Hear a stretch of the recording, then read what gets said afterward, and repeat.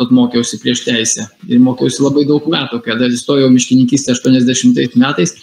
Tai baigiau jau universitetą Vilniaus teisės fakultetą, nesimenu, turbūt 2001 gal metais, nebeatsimenu, 99.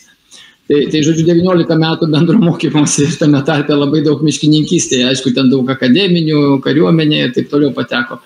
Tai miškininkai buvo mano bičiuliai ir bendrakursiai ir dabar iki šiol, nežiūrint to, kad aš miškininkystės pilnai nesu baigęs, bet tiek daug metų ten mokiausi ir triniausi su jais, kad ir dabar mane į bendrakursius susitikimus kviečia ir kaip sakant, nesu atstumtasis jų. Tai va, tai čia taip atsitiko, o viešo intereso gynimo reikalai, tai tiesiog persipinę, sakau, kadangi man rūpi Lietuvos visi reikalai, tai kaip miškas čia neatskiriama dalis ir ta gamta neatskiriama dalis. Ir iš tikrųjų pasakysiu, nesu iš tų, kuris verktų medį apsikabinės, tikrai nesu. Aš manau, kad paprasčiausiai mums reikia labai aiškiai atsiriboti, susistiguoti, kaip viskas turi veikti, bet nepatinka, kada mus laiko kvailiais ir kada piknaudžiauja. Tai jeigu, tarkime, mano supratimu reikia tvarkyti kažkokius aplinkos elementus, tarkim, kad ir miestų medžius, dėl ko ginčai prasidėjo 17 metais Kaune, tai tiesiog mano nuomonė buvo tokia, kad jeigu specialistai, kuriais mes pasitikim, kuriais pasitikė visuomenė, dendrologai kvalifikuoti, pasako, kad reikia išpjauti kažkurioje vietoje, kad ir visus medžius, tai juos ir reikia išpjauti, nes jie tai pasakė. Bet tai neturi spręsti biurokratai. Vadinasi, mano pozicija buvo visą laiką tokia, kad turi būti vis tik tai specialių kvalifikuotų asmenų nuomonė. Mes galim abejoti kvalifikaciją, galim tada tenais keletą ekspertų tikrinti. Suprantama, kad vieni būna suinteresuoti, kiti ne. Bet kuriuo atveju būtina specialistų išvada. Tai lygiai tas pats yra su miškais situacija. Tai jeigu, turbūt nežinau, kiek iš jūsų kaip kitaip suprantate visą tai, tai iš tikrųjų miškų pramonė yra labai svarbi ūkio šaka ir čia nieko nepadarysi, kitaip nėra. Ir ko gero didelė dalis miškų taip ir turi būti auginamos, bet labai mes turime aiškiai atskirti, kur yra saugomos teritorijos ir yra kažkokie saugomi elementai.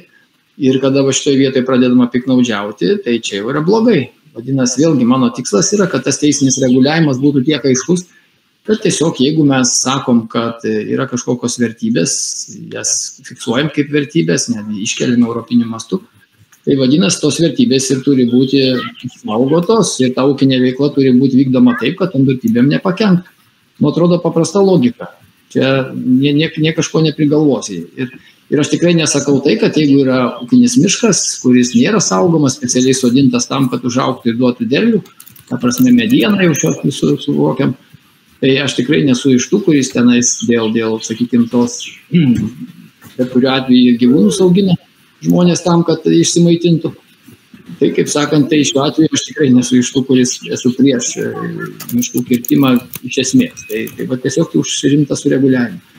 Tai va tiek, jeigu trumpai. Dabar gal jau visi bus pasijungę, mes galėtumėm tada apie dalykinius reikalus pasikalbėti, nes čia visi turbūt turi savo nuomonės. Man smagu matyti, kad tie, kurie pasijungia vaizdu, tai jūs bent sėdite kažkur gamtoje. Aš tai matot, įsikalinau kambarį, nes tam pokalbį su jumis, nes išvykau čia prie jūros ir dabar sutarėm, kad 7 susitiksiu. Ir dabar taip smagu matyti, visi jūs esat kažkur, tai klubą paukščiai.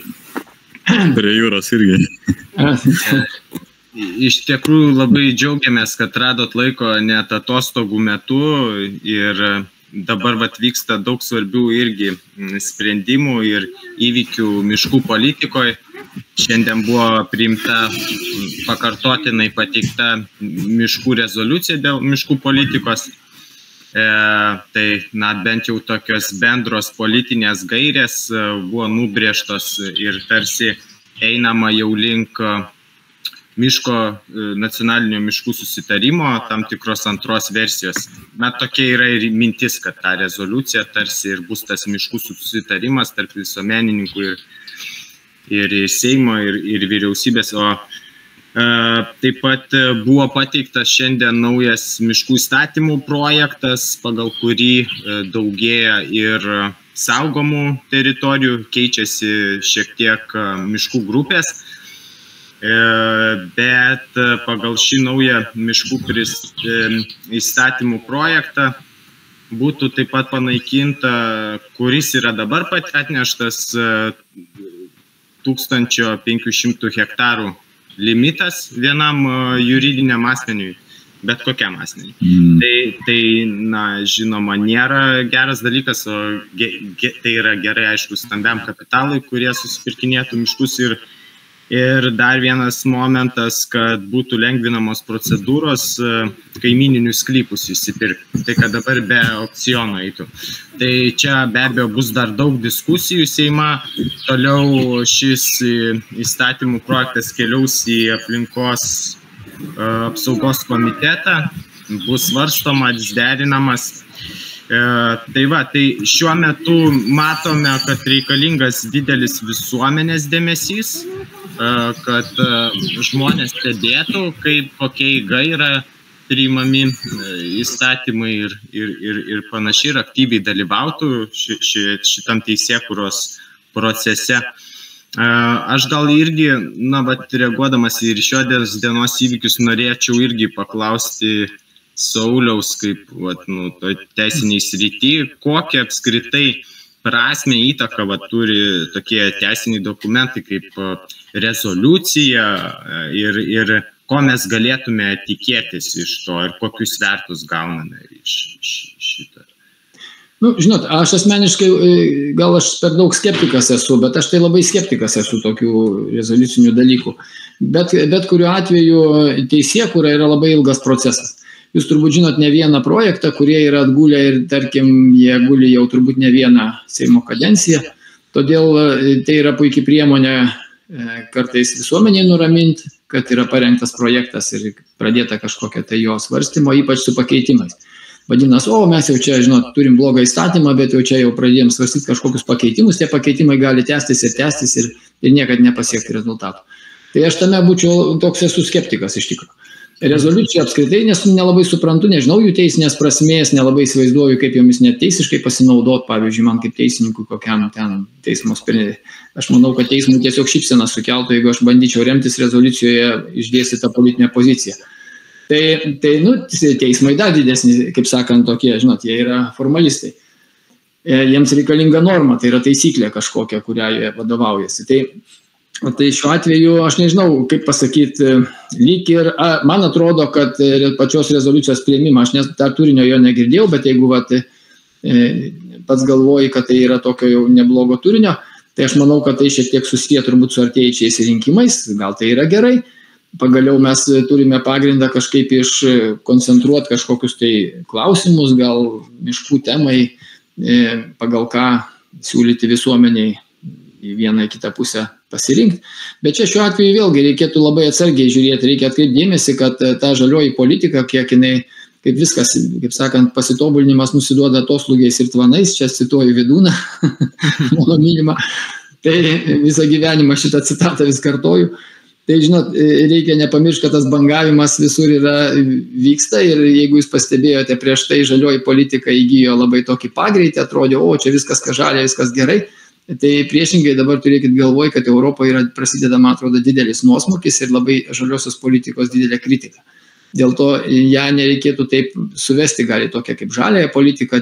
Aš tai kažkaip labiau linkęs būčiau akcentuoti tą miškų pačią problematiką, saugomų teritorijų problematiką ir tą netvarką, kuri yra. Nes tas piknaudžiavimas, kuris dabar vyksta, jis yra negerai. Tai aš dėl to tai rezoliucijai didelio dėmesio neteikčiau. Žinokit, aš kažkaip manyčiau, kad jinai mums yra politinis pareiškimas ir tiek. Gerai, kad Seimas palaiko, tai klausimas, ką jie darytų, kada reikėtų pasirinkti kažkokią priimant teisės normą ar pataisą ir jeigu jie tą darys ir aš manau, kad iki rinkimų čia niekas nevyks beveik jau čia. Prasidės jau galbūt. Aišku, laikas mums yra palankus, nes prieš rinkimus visada pažadų vyksta daugiau. Tai klausimas, sakau, kiekvieną kartą reikia pagalvoti dar taip, kiek tas klausimas, net tas žaliasis klausimas, kaip jau pavadinsiu dabar, nes jį galima pateikti taip, kad 90% visuomenės nusisuks nuo jo, nes jis atrodys per agresyvus, o galima jį pateikti labai patraukliai. Vadinasi, šitoj vietoje čia su bet kuo susiję, tai jūs atkreipkite dėmesį, duokim kokiam nors, ten veikėjui politiniam, kuris turi be galo juodą įvaizdį, propaguoti mūsų idėjas ir mes jas užlugdysime. Tai tas yra, sakau, toks yra, nėra paprastas dalykas. Tai va, tai čia aš atsiprašau, kartais čia garsai gali būti šonės, girdžiu, kad grįžo anūkė, tai čia bus blogiau, kiek jie ten sugebės sulaikyti nuo manęs. Tai viskas suprantama, atostogų metas. Tai, žodžiu, rezoliucija nėra kažkoks stiprus teisinis dokumentas, kuriuo remiantis būtų galima eiti į teismą, kurti kažkokį precedentą ir panašiai. Manau taip. Čia dabar galbūt įdomu būtų, žinot, aš mielai papasakočiau, kokia yra situacija su po tos gruodžio, kokios ten 16, ar neatsimenu dabar jau pati data pačiame krito. Datos to vyriausio išplėstinės teisėjų kolegijos to sprendimo. Jeigu įdomu, galėsiu paskiau papasakoti, nes yra užvesta byla, kokia ten situacija, neįdomiai vyrauja. Tai gal tik tai trumpai, jeigu einam prie šitos temos, aš noriu priminti, kad reiškia, tai yra ta žymi byla, kuri truko beveik 3 metus, kiek žinau, prieš valstybinę miškų urėdiją ir valstybinę miškų tarnybą dėl Natura 2000 teritorijų vykdomos ūkinės veiklos ir po to teismo išaiškinimo dabar būtent Natura 2000 teritorijose yra privalomos poveikio aplinkai vertinimo procedūros. Tačiau, kaip žinia, atgalinė data iki teismo nuosprendžio išduotų leidimų niekas nepanaikino, nors tas teismo išaiškinimas tiesiog nurodė, kaip turi būti laikomasi. Tai, Sauliau, toliau. Trumpai pabandysiu paaiškinti. Čia esmė yra kokia, kad apie ką aš ir trumpai užsiminiau, kad jeigu yra Lietuva už europinius pinigus susikūrusi visokią Natura 2000 teritorijų, tai jose yra nustačiusi tam tikras vertybės. Ir iki šiol šitie 2 dalykai, tai yra miško kirtimas, su tom saugomom vertybėm tiesiog nekoreliavo. Jie tiesiog sakydavo, miškas patenka į tam tikrą kategoriją, kerta ir ten tokiu poįstatyminiu vienu aktu remdamiesi atmesdavo reikalavimą gauti reikšmingumo išvadą. Mano logika buvo tokia, kad jeigu jūs norite kažką kirsti, reiškia, jūs turite nustatyti, kiek tas ūkinis poveikis bus reikšmingais saugomom vertybėm. Ir jeigu bus pasakyta, kad nereikšmingas, tada tvarko jūs galite kirsti, bet jeigu, įsivaizduokit, ką tai reiškia iškirsti mišką, jeigu saugomi lizdai, tai greičiausiai ten bus reikšmingas, tai tokiu atveju poveikio aplinkai vertinimą turėtų atlikti ir nustatyti priemonės, kokiu reikia laikytis, norint, kad poveikis nekiltų. Tai, logika atrodo visiškai paprasta, bet teisinis ginčas buvo tiesiog biurokratiškai formalus, remiantis įsakymu, kuriame aplinkos ministro įsakymų, kuriame būdavo nurodyta, kad dėl reikšmingumo būtina kreiptis, kada yra prieš gaunant statybos leidimą. Taip ir pasakyta procedūros grinai. Prieš gaunant statybos leidimą. Ir jie tada darydavo tokią išvadą. Tai reiškia, kad tik tokiu atveju, kada yra vykdoma statyba. O visai kiti ūkiniai atvejai jiems nepatekdavo ir jie tiesiog išvengdavo kreipimos reikšmingumo išvadą ir kirto visur miškus saugomose teritorijose. Taigi šitas ginčas vyko ne 3 metus. Aš bandžiau per 10 metų šitą klausimą aš kėliau nuolatos. Faktiškai, ne 10, atsiprašau, ne 10, 6 metai. 10 procesų buvo teisminių. Tai tie procesai buvo labai įvairūs, buvo ir vienas grupinis ieškinys, kuriame buvo ten ar 130, ar 150 juridinių ir fizinių asmenų. Po 3 kartų pasibuvimo vyriausiam administraciniam teisme liko byla nenagrinėta, nes atsisakė priimti ieškinį ir taip toliau ir taip toliau. Žodžiu, ginčas kaip visada susivesdavo į tai, kad jūs neįrodote, kad konkreti teritorija, kad jūs turite teisinį interesą, tai yra jūs negalite kreiptis dėl viešo intereso gynimo, jūs galite ginti savo mišką, jeigu jūs ten turite, tai tada jūs galite kreiptis į teismą. Tokia teismų logika. Taigi šiuo atveju aš tada pakeičiau politiką truputį, ką aš siūlau ir jums ateityje tai orientuotis, tai yra, kadangi miškotvarkos projektai yra svarstomi viešai, tai tokiu atveju kiekvieną miškotvarkos projektą įsiterpiau su pasiūlymų paketu, kuriame peiskopį įdėdavau savo visą tą išvedžiojimą, žodžiu, apie tai, kad turi būti vertinta reikšmingumo išvada ten, kur yra Natura 2000 teritorijos. Ir prasidėjo 3 vėlgi atskiri teisminiai procesai, jie skirtingai baigėsi, vienas iš jų baigė dėl to, kad ten terminai praleisti teismas sužaidė, kitame vėl kažkas ten sugalvota buvo. Bet 2 procesai pasiekė galutinį rezultatą. Tas gruodžio 16 atrodo dienos rezultatas galutinis, žinoma, jisai nuosekliai buvo pravestas iki pat pabaigos, po jo dar vienas procesas buvo užbaigtas analogiškai. Jau remiantis šitą praktiką, jau buvo dar vienas procesas pabaigtas, kurį Šimonių, man atrodo, giriai, kur patenka Labanoro, ten Švenčionėlių, man atrodo, teritorija ta visa. Vadinasi, tiek Ignalinas, tiek Švenčionėlių teritorijos pateko į tas 2 miškotvarkos projektus. Taigi teismas pateikė tuos išaiškinimus ir, kaip žinote, ten paskiau prasidėjo toks truputį, vėlgi, iš tikro tai prasidėjo didelis kuriozas aplinkosauginiai srity, nes keršydami, žodžiu, šitą aplinkosauginį pasiekimą, biurokratai nusprendė padaryti taip, kad maždaug jie tiesiog aplinkosaugininkai ne tai, kad mane kartais pasidžiaugdavo už mano tą laimėjimą, bet tiesiog pradėtų nekęsti dėl to, kad jiems užkrovė daugybę darbo, padarė faktiškai neįmanomą biurokratinį mechanizmą visą, tai yra tos patikrinimo. Ir dabar sako, šitaip, tai dabar mes tada tikrinsim kiekvieną bobutę, kuri nori pasimeškauti, jeigu ten kažkur yra, tegul ir gauna reikšmingumo išvadą, dabar jūs nustatė terminus, dar bandė nustatyti labai glaustus. Tai tokiu atveju tie, kurie tas išvadas turėtų duoti, jie faktiškai net į mišką negalėtų nuvykti laiku, nekalbant apie tai, kad užpildytos reikia biurokratinius popierius visus. Tai žinoma, tai čia ne mano kaltė yra tame, čia vėlgi yra iš tų būdų, kada institucija bando komplikuoti tą teisinę visą išaiškinimą, taip, kad padarytų visiems ko blogiau. Lyg tai, aš nežinau, kodėl čia taip bandoma daryti, vietoj to, kad bandytų spręsti problemą. Tai šiuo atveju, kas atsitiko vėliau, aš kreipiausi į teismą vis tik tai su nauju ieškiniu, kadangi pateikiau reikalavimą institucijoms, aplinkos ministerijai, regioniniam aplinkos apsaugos departamentui, miškų tarnybai, žodžiu, visai krūvai institucijų, reikalavimą, kad būtų peržiūrėti visi leidimai, kurie buvo išduoti pažeidžiant šitą aiškinimą teisės, kurį suformavo teismas. Atsakymas buvo toks, kad jie maždaug viešoje erdvėje pasklido toks atsakymas, kad mes ateityje nebeišduosim po to sprendimo, mes jau nebeišduosim leidimo, bet kurie buvo išduoti iki tol, tai jie teisėti, nes atgal teisė negalioja, toks bendras principas egzistuoja.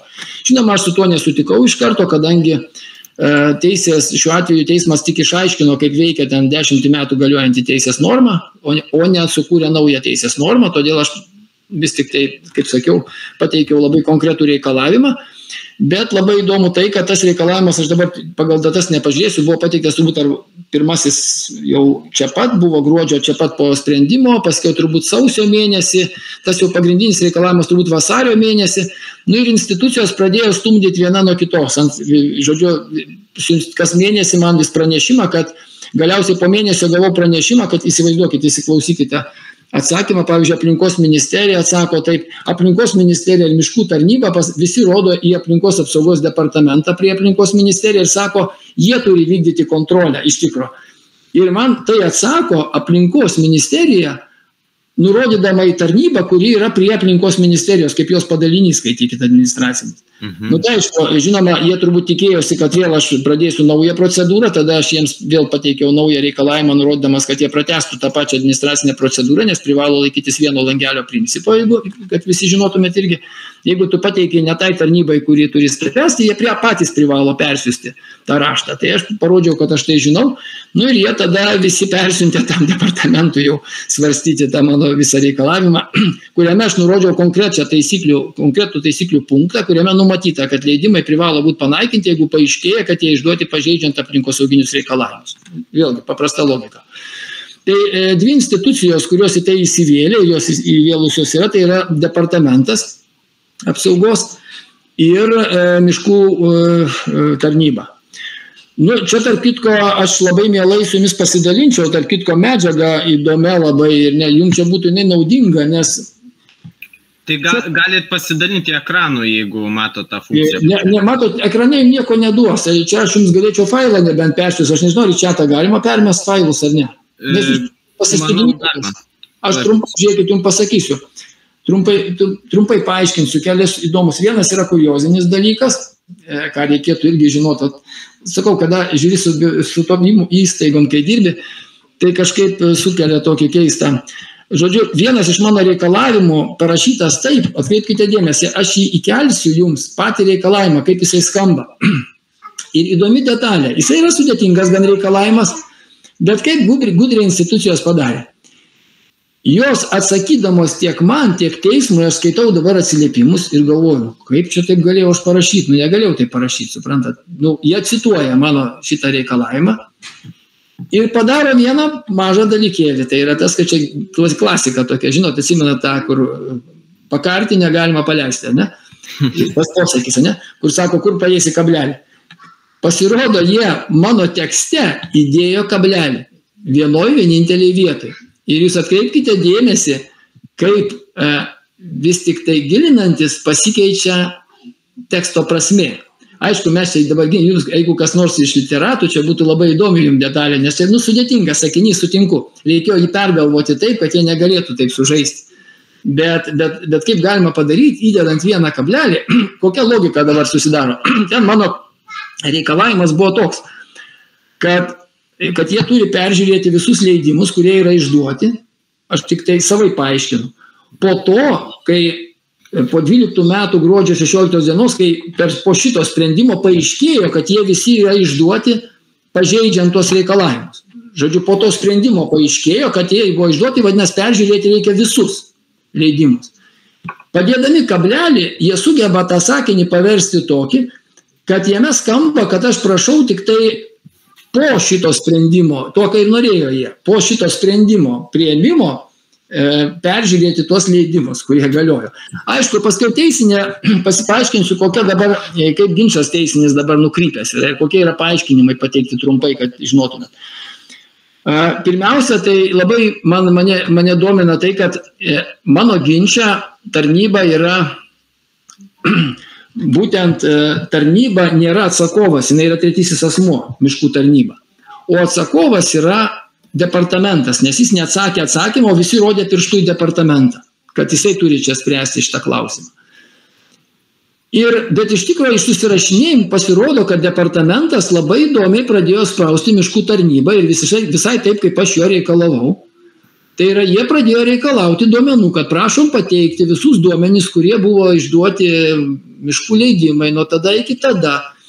Ir pažeidžiant šitą nustatytą tvarką ir net labai įdomiai pateikia išaiškinimus, kad kodėl privaloma valstybiniam tarnybom teismų išaiškinimais vadovautis. Žodžiu, departamentas veikia labai, pasakysiu, mane sužavėjo, kad jie dabar atsakovai mano byloje. Mano byloje tiesiog pasako, kad mes dabar jau atsakėme. Mes dabar jau nekalti, mes atsakėme, aš galėčiau dabar nebent paprašyti nutraukti bylą ir prisiteisti išlaidas iš jų. Bet iš tikrųjų dabar atsiranda tokia situacija, kad miško tarnyba, jie 2 kartus uždavė užklausimą tokią, miškų tarnyba pasakė, mes jums neatsakysim šitų klausimų, kur jūs prašot, mums per daug didelės darbų sąnaudos. Žodžiu, parodė špygą departamentui. Jie vieną kartą paklausė, tie parodė špygą, tada tie antrą kartą paklausė, pareikalavo, kad jie pateiktų duomenys ir tie tada pasakė, kad ne, mes nedarysim šito. Tai tas susirašinėjimas pats yra labai įdomus. Čia yra kilo ginčas tarsi tarp departamento ir miškų tarnybos. Miškų tarnyba išaiškino tokius kelis dalykus, kurie galbūt mums aktualūs ir žinotini. Aš irgi nežinau tų dalykų. Ir dėl to kiekvienas toks atsakymas kartais jisai suteikia daugiau naujų tokių teisinių žinių. Pirmiausia, jie pasakė, kad miškų leidimai, departamentas jau man atsakymė galutiniam pasakė taip, jeigu jūs žinosite konkrečius atvejus, nes mes negalim, jų yra išduodama, jie pasakė taip, kad per metus valstybiniam miškam išduodama apie 8 000 su viršum leidimų kirtimo, o privatiems virš 10 000. Todėl mes negalime patikrinti, neturim galimybę sistemoje patikrinti, kurie yra išduoti būtent Natura 2000 arba gretimoj teritorijai. Todėl jie nurodo, kad būtent tai šito dokumento, man atrodo, nerodykit jūs, nes mes vis tiek nieks čia nepaskaitysim jo. Čia geriau turbūt. Aš tiesiog norėjau parodyti, kad susipažintų, kokio ilgio yra sakiniai ir dokumentai ir kaip į juos reikia gilintis. Ir kad jį suprasti, tai čia yra daug darbo. Aš matau tą ALIS sistemą. Jie mini, tai jie nurodo, kad ALIS sistemoje nėra galimybės nustatyti, kurie leidimai išduoti prie Natūra. Bet jie nurodo, vieną žinutę reikia iš jų išgirsti. Jeigu jūs sužinojate, kad yra kažkur kertama šalia natūra arba natūra, jūs turite teisę departamentui pateikti skundą ir jie pasakė, mes reaguosime į kiekvieną, jeigu turėsim konkrečių duomenų. Nes dabar jie prašė visų duomenų, o tarnyba parodė jiems špygą ir sakė, mes jums neduosim visų duomenų, mes tiesiog neturim žmogiškų resursų surinkti tokią medžiagą ir žodžiu, atšokit nuo mūsų. Principai jie taip pasakė. Dabar dar viena įdomi mintis iš miškų tarnybos, kuri paaiškinta yra. Jie pasakė taip, kad visi leidimai, kodėl dabar, kad žinotumėm, kas mums aktualu yra. Visi leidimai valstybinėse tarnybose išduodami ir galioja neilgiau negu iki gruodžio 31 dienos. Todėl jie paaiškino, kad nėra prasmės aiškintis, kokie 23 metais buvo išduoti leidimai, kadangi iki gruodžio 31 dienos jie visi neteko galios. Ta prasme, iki 31 jie buvo išbaigti, arba iškirstas miškas, arba neiškirstas, o naujai išduodant mes iš visų jau reikalaujam reikšmingumo išvados. Va tokia informacija pateikta. Jinai, aišku, svarbi mums miškai, jeigu jos laikomas iš tikro. Bet aš tik tai jums pasakau, kas pasakyta yra dabar susirašinėjimai. Kad miškų tarnyba sako, kad po šito sprendimo priėmimo mes laikomės, kad turi būti pateikta reikšmingumo išvada, o iki 31 gruodžio, čia gruodžio 16 sprendimas, visi leidimai tais metais galioja pasibaigė, todėl jie nebegalioja. Išskyrus, kas dar atkreipti dėmesį informaciją. Privačiom teritorijom leidimai galioja 12 mėnesių nuo leidimo išdavimo. Va šitoj sistemoje. Tai reiškia, kad jeigu leidimas būtų išduotas kokį lapkričio mėnesį, ar ne praeitų metų, tai jis dar galiotų iki šių metų lapkričio mėnesį. Vadinasi, privačiose teritorijose tokių ginčių gali tokiu atveju pasitaikyti ir todėl skundus verta pateikti departamentui. Patiems kreiptis į teismą būtų sudėtinga, pirmiausia, kaip aš ir minėjau, dėl teismų praktikos, kurį žiūri vienareikšmiškai. Tai yra, jeigu tu ginčiji administracinį aktą, visada teismai 90% padės pastangų, kaip nespręstų ginčo. Tai yra, pirmiausia, jie pasižiūrės per tą liniją, kad ar jūs turite reikalavimo teisę. Atsiprašau, nebuvau dingęs, čia kažkaip buvo sustingęs tekstas. Ne, viskas gerai. Tekstas jau panaikintas, jau klausau. Tai va, tai šiuo atveju esmė tokia, kad čia nutraukė tas riksmas šone. Tai va, tai dabar su miškų, su ta privačiais reikėtų, aišku, jeigu sužinotumėte, tai tiesiog reikėtų skundą pateikti departamentui, ten kontrolės skyriui, ten miškų kontrolės skyrius atrodo yra, aš sakau, aš įmėsiu visus raštus, nes man atrodo, kad jais pasidalinti yra verta. Jose yra gana įdomios išsamios informacijos, tai yra jie nagrinėja tarpusavį tą ginčą, tokių teisinių aspektų, vis tiek tai sėdi ten krūva biurokratų, teisininkų, teisės departamentas visas, kuris bando sudėlioti kažką tai. Ir va šita medžiaga vis tiek jinai tampa mums naudinga, vis tiek ateityje reikia žinot, ką jie atsakys į kažkokius klausimus. Tai va tiek, tai mano tokios mintis kol kas yra, aš su ta byla negaliu dar pasakyti tiksliai. Tiksliai negaliu pasakyti, kaip aš elgsiuosi toliau. Yra tikimybė, kad aš ginčysiu būtent miškų tarnybos atsakymą departamentui, kur jie atsisako pateikti informaciją jiems, pasakydami, kad mes neturim tokių žmogiškų resursų ir spręsti šitą klausimą. Čia yra jų kompetencijai priklauso ir jie privalėjo tą daryti, mūsų nedomina jų resursai. Jie gali ir ne tais resursais tą daryti, bet turi daryti. Tai va dėl to...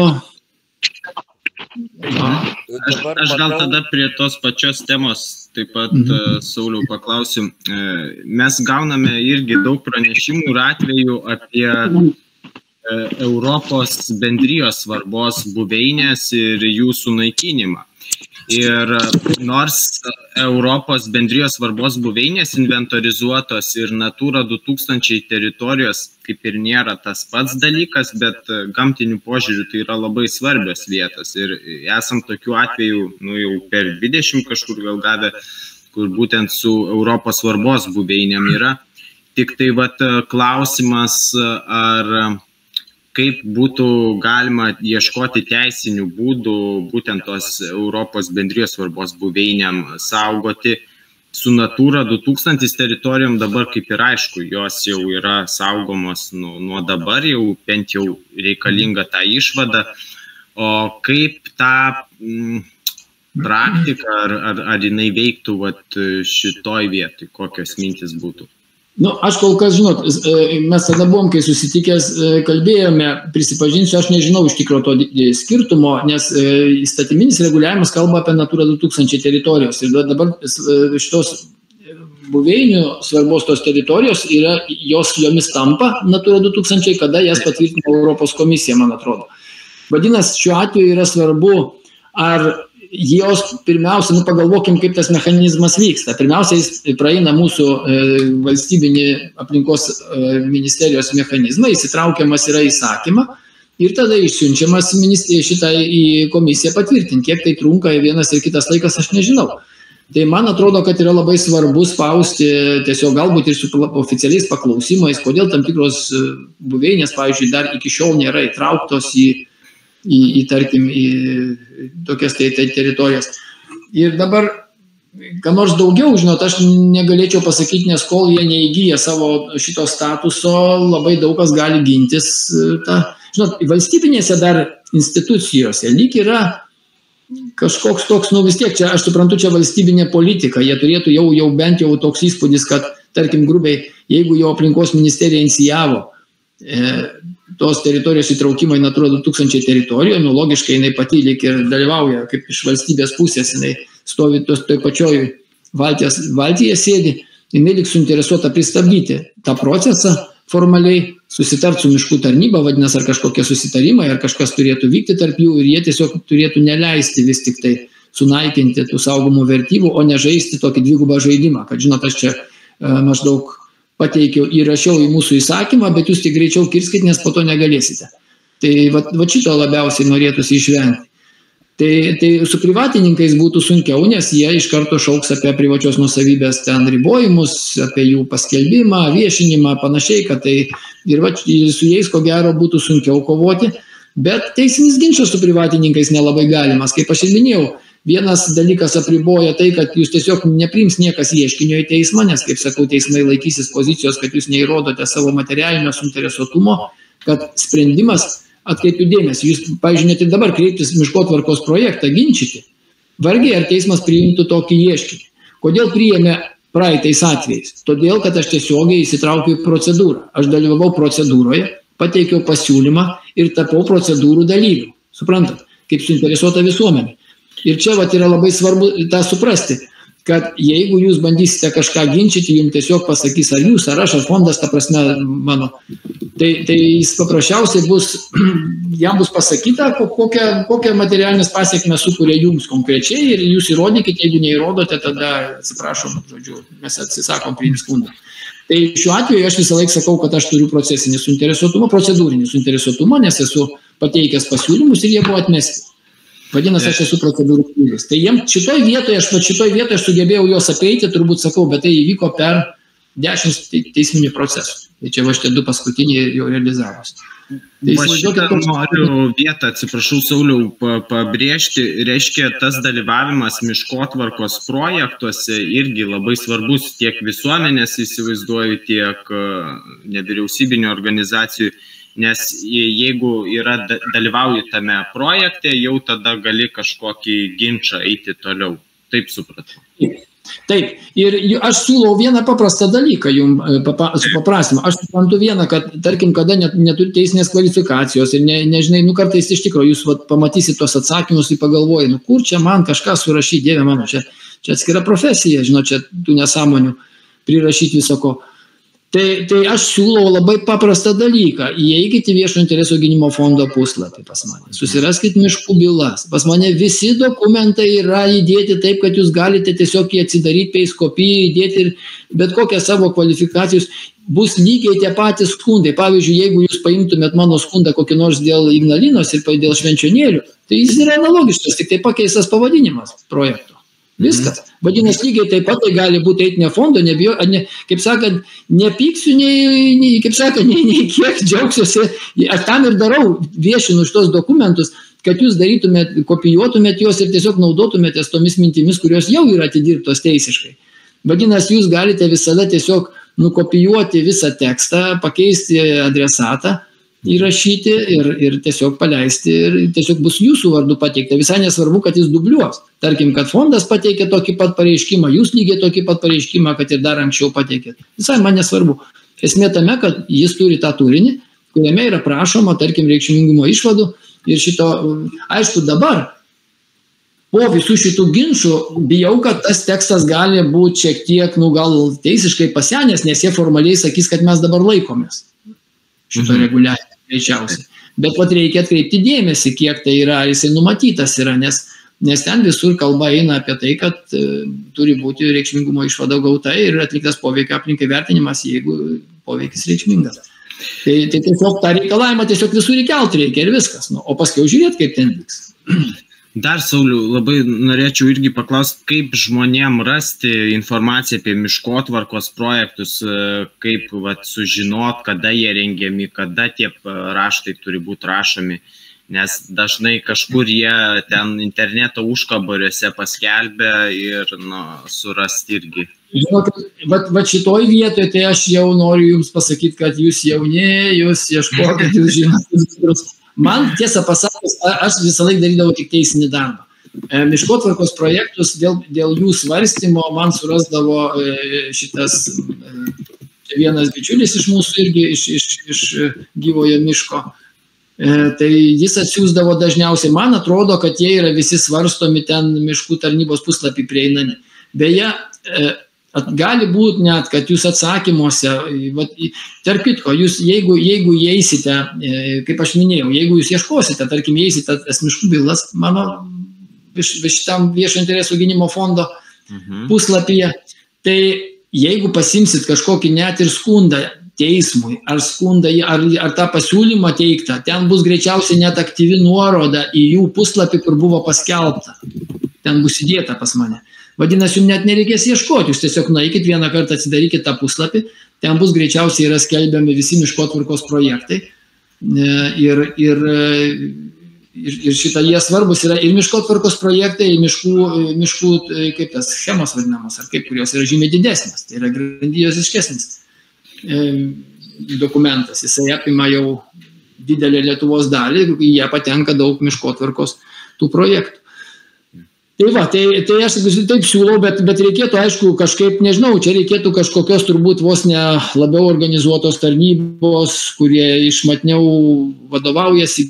Šiais laikais galima kompiuterį užsistatyti taip, kad tos pranešimus, štai atidarėt puslapį mano, tai ten, jeigu nueisite į kur miškų bylos, tai ten, žinokit, jeigu jūs atsidarysit kur dokumentai, tai jūs nustebsit, kiek ten yra įdėta. Ten per visas ir ieškiniai yra patys įdėti, atskirom bylom išskirstyta ir patys pasiūlymai visuomenės, kurie teikiami, tai yra fondo teikiami. Supratau. Ta pusė ateity mes, žinot, dabar aš kaip tik vieną turiu bičiulį, kuris man padeda, ėmėsi, sako, aš padėsiu tau sutvarkyti tą puslapį, kad jis būtų dar, ta prasme, patrauklesnis, aiškesnis, tai aš tikiuosi per vasarą tai galėtų pasikeisti. Čia įėjus į grupės, patraukit truputį į apačią, pamatysi, čia kiekvienas iš tų dokumentų yra lengva, prašymas, pastabos pasiūlymai, tiesiog nusikraunat ir viskas, ir savo žiūrit paskiau. Kas ten viskas yra viskas surašyta. Ir sakau, ten bus ir aktyvios ten bus nuorodos. Tai tiek šitoj vietoje dabar, ką aš galiu pasakyti. Žadėjau iš jums įkelt tos dokumentus. Dabar kaip man patarkit, pirmiausia, tą tekstą noriu aš jums įkelt, kad jūs pasistudijuotumėt, kas nori. Čia buvo vienas iš reikalavimų, iš 4 reikalavimų, jisai skambėjo šitaip. Čia jums kaip kalambūrą įdomu paskaityti bus. Tai šitą kalambūrą, aš kablelį, kurio nebuvo, aš apibraukiau. Tai jūs atkreipkite dėmesį ten.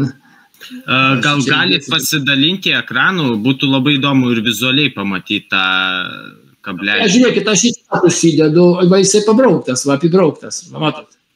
Dabar žiūrėkit, tuoj minutę, turbūt taip. Matot, jisai yra lauštiniuose skliaustuose, tas kablelis, kurio nebuvo. Šiaip jūs taip lengvai neperskaitysite jo, jį reikia pastudijuoti tą sakinį ir pabandykit su kabelėliu ir be kablelio. Aš sakau dar kartą, kaip išaiškino tarnybos, nes po to, kada jį vis tiek gali suprasti taip, kaip aš norėjau. Bet įdomiausia taip, kad departamentas jį taip ir suprato ir taip užklausimus davė miškų tarnyboje, bet paskiau atsakydamas teismui, jisai savaip išvedžioja. Jisai sako, kad aš prašiau ten panaikinti esančius po sprendimo priėmimo ir taip toliau, ir taip toliau. O čia eina kalba būtent, kas paaiškėjo po sprendimo. Bet kartais, kaip kablelis gali pakeisti, vadinasi, tas kalbos, nors tikrai aš redaguoju labai atsakingai, man redaktorė visą laiką atlieka, bet neįmačiau tai, kad jie tą kablelį gali įdėti. Aš tik dar kartą atkreipiu dėmesį, kad kablelio aš nepadėjau, o jau tekstuose visur jie, nors cituodami mano aprašymus, jie įdėjo tą kablelį. Tai tas yra, jie suklastojo mano aprašymo rezoliucinę dalį.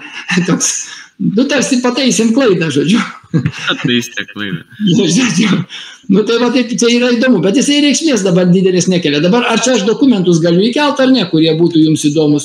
Kaip aš galėčiau atsiųsti jums dokumentus, pavyzdžiui, kad jūs pasidalintumėt? Ar man jums pačiam atsiųsti? Ko gero, paprasčiausia būtų į mūsų paštą įmest. Tai į paštą įmesiu jų atsiliepimą, ką verta jau perskaityti. Ir jų raštų ten toks paketas visas. Aš dar norėjau padidinti tą tekstą, kurį atsiuntė. Tai čia tas kablelis yra laužtiniuose skliaustose. Tai jo nebuvo pas mane, turėkit galvoj. Mano prašyme nėra. O jie jį rašė ir paskui pamatykit, kaip keičiasi pati prasmė. Įdomiai taip pat. Čia, aišku, sakau. Jūs išvilgėt kažkokią piktybinį, čia greičiausiai ne.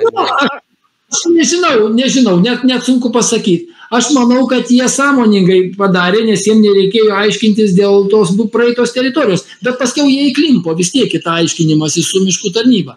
Tai tas yra įdomu. Man truputį ir keista, gavosi dabar lyg prieštaringumas. Jie aiškindami dabar atsiliepimą, dabar reikėtų dar man daugiau pasigilinti. O jūs minit dabar tą tarnybą, čia kaip suprantu VMT, valstybinė miškų tarnyba, taip? Taip. Ką jūsų nuomonė apie šitą tarnybą, nes aš jos nelabai suprantu tokios, keisto šleifo. Kaip, tai matot, ten irgi dirba miškininkai baigę, jie būtent vykdo tą, tarp kitko, kodėl aš jums ir siunčiu tos dokumentus. Jūs labiau susigaudysite dėl ko, kadangi ir departamentas, ir miškų tarnyba vienas kitam atsirašinėdami, jie bando įrodinėti, kokios funkcijos jiems priklauso. Ir jūs matysite iš tų raštų. Dėl to sakau, kas nori labiau pažinti šitą teisinį reguliavimą, reikia suprasti, kad, aš vis tiek žiūriu taip truputėlį, kad, tie miškininkai, jie nėra, matot, tie senieji miškininkai, kurie buvo, kur sunaikino senasias urėdijas. Tai jūs patikėkit, tikrai pažinojau ne vieną miškininką ir, sakau, mano kolegos visi iš tikrųjų buvo tikrai dideli miškų patriotai ir jie supranta ir visą tą reikšmingumą ir tikrai jie norėdavo, kad tie miškai, kaip sakant, klestėtų mūsų. Dabar galbūt tas pavirto tokiu kažkokiu keistų bizniu ir dar baisiau, kad dabar tas kažkokia nuomonės cenzūra tokia lyg atsirado ir aš dabar įtariu, kad ten net su labai savarankiška nuomonė nelabai pasireikši, nes gali netekti savo pareigų ir darbo. Tai tas kažkaip tai toks keistas labai pasikeitimas yra. Anksčiau, tos kiekviena urėdyja, jinai egzistavo, aišku, kaip tam tikros feodalinės atskiros, atvejai, turbūt jie turi savo kritikos gal dėl ko, kad tie maži feodaliukai buvo tie miškininkai, bet iš kažkuria prasme jie labai ūkiškai tvarkėsi. Žinokit, labai ūkiškai. Ten kiekviena urėdija konkuravo su kita ir savo grožiu, ir savo aplinkosauginiam priemonėm, ir tikrai savo kontrolę. Tikrai, kas prisimena ir senieji miškininkai man neleistų meluoti, tai tikrai yra. Ir tas monopolizavimas atėjęs dabar, tai jis labai pakenkė mūsų miškininkystėje, kalbant jau iš vis, kokia miškų tradicija yra senoji. Tai čia nėra ką kalbėti. Tai jisai sugriovė faktiškai visą miškų tą tradiciją. Tai dabar tapo miškai, jau žiūrimi grinai kaip į ūkinį objektą. Turbūt jūs girdėjote, kad neseniai buvo svarstomas, atsimenat, kur čia buvo, kur Laurinas atsiuntė man ten dienai likus ar dvi, kur pasirodo įstatymų paketas visas pareikštas miškų, kurie norėjo korektūras daryti dėl leidžiančias paskiau privatizuoti šitą valstybinį miškų urėdiją. Tai jūs turbūt, nežinau, matėt, gal aš pateikiau tokį labai griežtą raštą dėl šito privatizavimo. Aišku, irgi gaila buvo, kad paskutinę dieną turėjau viską mesti, visus teisinius darbus ir sėsti prie analizės šito. tokios netikėtos nustatė 7 dienų terminą, atrodo, ar kiek ten? 5 buvo. Ar 5 dienų ten buvo kažkas? Teikė skubos tvarka derinimą, bet Teisingumo ministerija po to nurodė, kad vis dėlto standartiškai 10. Nu, tai iš esmės įdomu yra tai, kad ten, pavyzdžiui, net ir cituodama vyriausybės programą, jie sugebėjo paimti iš vyriausybės programos tik tai tam tikras, pavyzdžiui, citatas be jos pabaigos. Įsivaizduojat, pateikia kokią nors remdamiesi tokią citatą, kur tarkim, kad būtina valstybinį ten reguliavimą pertvarkyti, miškų reguliavimą pertvarkyti nuosavybės formas, kablelis toje vietoje eina kalba parašyta ten, kur nėra būtinas valstybės dalyvavimas. O jie to viso jau neberašo, jie tiesiog rašo, kadangi ten mums rekomendavo pertvarkyti formas, tai mes dėl to įvedam naujus įstatymą. Tai žodžiu, ten buvo spekulacijų ir sakau, mano raštas irgi, nežinau, jeigu Laurinas jisai turi jį, jisai gali pasidalinti, kas nematė, ten tikrai labai griežta kritika pateikta ir aš taip jau labai drastiškai pasisakiau, kad jeigu bus šitie įstatymo paketai paleisti, tai mes vis tiek ieškosim, ta prasme, bet kuriuo atveju norminius aktus ginčysim šitos, nes norminį aktą galima ginčyti dabar aplinkosaugos srityje. Tai tas, aišku, tik tai visuomenės organizacijos tą gali, kurios veikia viešo interesų srityje, tai mano fondas bent jau tą gali daryti. Tai aš buvau pasiryžęs tą daryti, bet kol kas, kaip suprantu, pristabdyta ir tai pristabdyta turbūt tik dėl to, kad artėja rinkimai. Ir čia, man atrodo, irgi viena iš temų, kuri galėtų būti rinkiminė pakankamai patraukli tema dėl privatizavimo, ar pritarė ar nepritarė valstybinių miškų. Nes ten yra atskirta labai vėl svarbu, kas yra, kodėl aš tą paliečiau temą, ten yra labai aiškiai atskirta, kad pati pramoninė ta miškininkystė, ar ne ta ūkinė, nuo aplinkosaugos. Aplinkosauga iš vis išmetama iš miškininkystės. O anksčiau miškininkai iš esmės rūpinosi miško apsauga. Ir tai yra neatskiriama dalis. O dabar jie nori atskirti šitas dvi dalis. Tai tas, aišku, yra labai ydinga irgi. Na, šiandien stebėjau irgi Seimo transliaciją dėl Gentvilas pristatinėjo kitą įstatymų projektą šiandien, kuriame jau nebuvo kalbama apie urėdijos pertvarkai akcinę bendrovę ir jau taip su šypsena užsiminė, kad čia, kadangi Seimas jau gana skeptiškai tą žiūri, kad jau lyg taip pasigirsta toks sentimentas, kad šito nebus šioje Seimo kadencijoje. Tai va tiek. O dabar turėjom klausimą iš žmonių, kas čia prisijungia. Gal galėtum perskaityti. Danutė, ar yra, jinai mačiau kėlė ranką, pati pirmoji, turėjo klausimą. O, Karoli, prašau, jeigu. Aš norėjau paklausti, o dabar šiuo momentu, kas priima tą sprendimą ar poveikis, dėl to poveikio nustatymo Natūra 2000 teritorijoje, nes aš kiek suprantu, tai pirmą turi priimti sprendimą, ar iš vis daryti tą tyrimą poveikio aplinkai, ar nedaryti, tai čia miškų tarnyba priima, ar kažkas kitas? Ne, aš procedūros dabar tiksliai nepasakysiu. Yra paprasčiausiai turi būti atliekama, išduodama reikšmingumo išvada. Reikšmingumo išvada išduoda tą saugomų teritorijų tarnybą, kuriai yra priskirta konkreti Natūra 2000 teritorija. Tarkime, šiuo atveju, pavyzdžiui, Kauno koks nors ąžuolynas, ar ne? Yra kaip miškas ir kaip Natūra 2000 teritorija priskirtas šitą Kauno Marių regioniniam parkui. Vadinasi, reikšmingumo išvada turės užpildyti Kauno regioninis parkas. Ten yra vis tiek ekologai, bet baisiausia yra kitas dalykas. Ten sėdi dažniausiai vienas žmogus, turi vieną etatą, ten tų žmonių jie trūksta, iš tikrųjų gamtos patriotai atėję, vis tiek gamtininkai, bet jie atsiunčia ir jie net į vietą negali nuvažiuoti. Jiems tiesiog atsiunčia išvadai. Ir jie turi užpildyti tokį ilgą klausimyną, kuriame ten turi atsakyti reikšmingas ar nereikšmingas, ar ten mažai reikšmingas, ar gali būti reikšmingas, žodžiu, poveikis dėl kai kuriais aspektais. Bet jiems užtenka pasakyti, kad tai yra poveikis reikšmingas, gali būti, ir automatiškai tai jau sukuria prielaidas, jie privalo atlikti poveikio aplinkai vertinimą. Tai yra brangi procedūra ir visi nori jos išvengti, nes poveikio aplinkai vertinimas jau yra, sakau, yra didelė procedūra. Pas mus kas yra blogiausia, yra vėl. Poveikio aplinkai vertinimas turi labai ydingą vieną dalyką.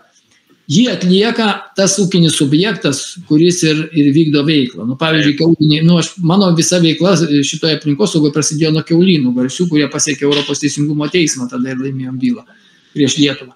Tai man tie dalykai gerai žinomi šią prasme, kad poveikio aplinkai vertinimą atlieka būtent verslininkas, jisai pasamdo firmą, kuri turi kažkokią, tai, sakykime, dirba toj srity, ir jis tiesiog nemokės tų didelių pinigų, jeigu jam bus išvada nekokia. Tai jis tiesiog jau iš anksto žino, kad ta išvada bus gera. Tik tai esmė tokia, kad yra didžiulis surašomas talmudas, kuriame pagrindžiama, kodėl tas poveikis nebus reikšmingas. Va štai, suprantat, visą logiką dabartinio poveikio aplinkai vertinimą, bet jo sumanymas yra visai kitas. Jo sumanymas yra tai, kad kvalifikuotos tarnybos įvertintų, ar tas poveikis iš tikro gali būti reikšmingas ir jeigu jisai gali būti reikšmingas, kokios priemonės galėtų sušvelninti. Jo, tai čia turbūt apie privatininkus labiau kalbam, o jeigu valstybinis miškas? Lygiai tas pats, visi tą patį, man atrodo, poveikia aplinkai vertinimą lygiai atlieka, taip pat turbūt ir miškų tarnyba, ne miškų tarnyba, o valstybinė miškų urėdija užsako. Tai aš įsivaizduoju, jie daro viešą pirkimą, turi savo tai institucijas, kurios, kaip sakau, surašo tą talmudą, bet čia turėtų būti paprasčiausiai esmė kita, kad kiekvienas ūkinis subjektas tiesiog turi susimokėti tam tikrą fondą pinigus, tai yra, kaip sakant, jeigu aš noriu, kad patikrintų mano, aš važiuoju mašiną, kad man patikrintų, sakykime, ar ne, tai aš susimoku, važiuoju apžiūrą, man pasižiūrėjo ir sako, čia brokai, ir jeigu viskas gerai, tai viskas gerai. Čia turi būti lygiai tas pats veikti, o ne tai, kad aš atvažiuoju pas meistrą ir sakau, dabar taip, pasakyk, kad pas mane, jeigu nori, kad aš tau sumokėčiau, tai tada tu turi pasakyti, kad pas mane viskas gerai. Tai žinot, tai čia jau, dabar mes tokią situaciją turim, tai suvokit, kaip vyksta pas mus tas. Tai va šitoj vietoje apie šitą įdą dar nieks nekalba. Aš bandžiau vis kelti tą klausimą, bet jis kažkaip nutrinamas. Šiaip turėtų ne privatininkas samdyti įstaigą, o turėtų, tarkim, galbūt aplinkos ministerija ar kažkokia ten jos institucija ar aplinkos departamentas, tiesa, aplinkos apsaugos agentūra, kadangi ten viską kontroliuoja, tai būtent jie turėtų samdyti tarnybą. Ir jie turėtų, kaip sakant, kvalifikuotus asmenys turėtų, o privatininkas tik sumokėjo pinigus į depozitinę sąskaitą ir visiškai nežino, net gali gauti visiškai blogą rezultatą, bet pinigai už darbą turi būti iš jo paimti. Va čia, supranta, čia va tokia turi situacija veikti. Tai tada jinai veiktų, vėlgi, tik bent kažkiek. O dabar tai yra šitoje vietoje vienintelį, kad mes, žinot, ką mes pasiekėm. Mes pasiekėm tai, kad ūkininkas turės tiesiog didesnės išlaidas ir dėl to jis pyksta ant ko, ant mūsų. Tai yra, kad kurie mes pareikalavom, kad jis tada žiūri, ar jam apsimoka ar neapsimoka. Tai va ir viskas. Jis vienintelį, ką jeigu mes reikšmingumo išvada bus jam neigiama, bus pasakyta, kad poveikis gali būti reikšmingas, jis turi poveikio aplinkai vertinimą, kuris jam kainuos ten kiek tai 1000 eurų ir jisai bus piktas ant visų aplinkosaugininkų, kurie privertė šitos išvadas turėti. Sakys, ir pažiūrės, jūs man atsiimsite. O tai dabar tą poveikio aplinkai vertinimą atlieka kažkokia įmonė? Įvairios įmonės. Poveikio aplinkai vertinimą. Jos tiesiog atlieka, surašo didelį talmudą tokį ten, sakau. Ir jos derina su tom visom institucijom, o tos institucijos jos faktiškai vertina pagal joms pateiktus duomenys. Labai retus atvejus esu matęs, kada jos institucijos sureaguoja, kada mato, kai aš pateikdavau kažkokį, įsijungdavau labai ankstyvame etape, jau su protestu kažkokiu, tai tada jos jau žino, kad čia prasidėti su juo ten geriau nereikia ir tada jos pradėdavo kažką tikrinti, prikipdavo pačios ir tas verslas iš vis nepajudėdavo. Tai va tai buvo su ten paršeliais kažkokiais, kažkur tai ten visą norėjo, kai ten, žinot, o jūs supraskite, ką jie pateikė. Jie pateikė savo paskaičiavimus. Tas, kuris atlieka, jis pateikė savo duomenis, o tie sako, tu atsakai už savo duomenis, sako, atsakau, viskas tvarkoja, tai o kas jos? Tai jeigu jis atsako, čia parašyta, kad viskas gerai, 2 × 2 yra 5, viskas reiškia 5, jis atsako už tos duomenys. Tai čia dar irgi labai svarbu kontrolė, kad būtų kažkokie tų vykdytojų, kas daro tą reikšmingumo vertinimą, įdomu, kokie mechanizmai yra, kad tikrai skaitai vyksta ir sąžiningai. Visas principas ir vis tiek egzistuoja visada toks, kas moka, tas pinigai, tas muziką užsako. Lietuviška patarlė, ne? Vadinasi, esmė tokia, jeigu aš moku, reiškia, aš muziką užsakau. Jeigu mokės aplinkos apsaugos agentūra, o aš tik tai užsakysiu, tai aš čia tiesiog tame nedalyvauju. Aš vienintelė, gali prieiti su kyšiu kažkokiu ten, bet visada tu rizikuosi, atsisės dėl šito arba užkliūt kažkur. kažkas vėl užklius, kas pamatys, kad aš labai gerai duodu kyšius, tai visi užsimanys, suprantat, visi tada tave šaukdins. Tai čia aš tiesiog juokiuosi iš tų, žinot, kurie jau duoda, aš sakau, tas, kas duoda, tas ir ima visą laiką, aš taip tokiu požiūrį turiu. Tai iš esmės, man atrodo, čia svarbiausia, kad ne jie mokėtojai to tiesiogiai būtų, ne jie tiesioginiai užsakovai. Čia turi būti visiškai neutralus užsakovas. Pinigai turi būti nešti į depozitinę sąskaitą. Teisme, paprastas pavyzdys.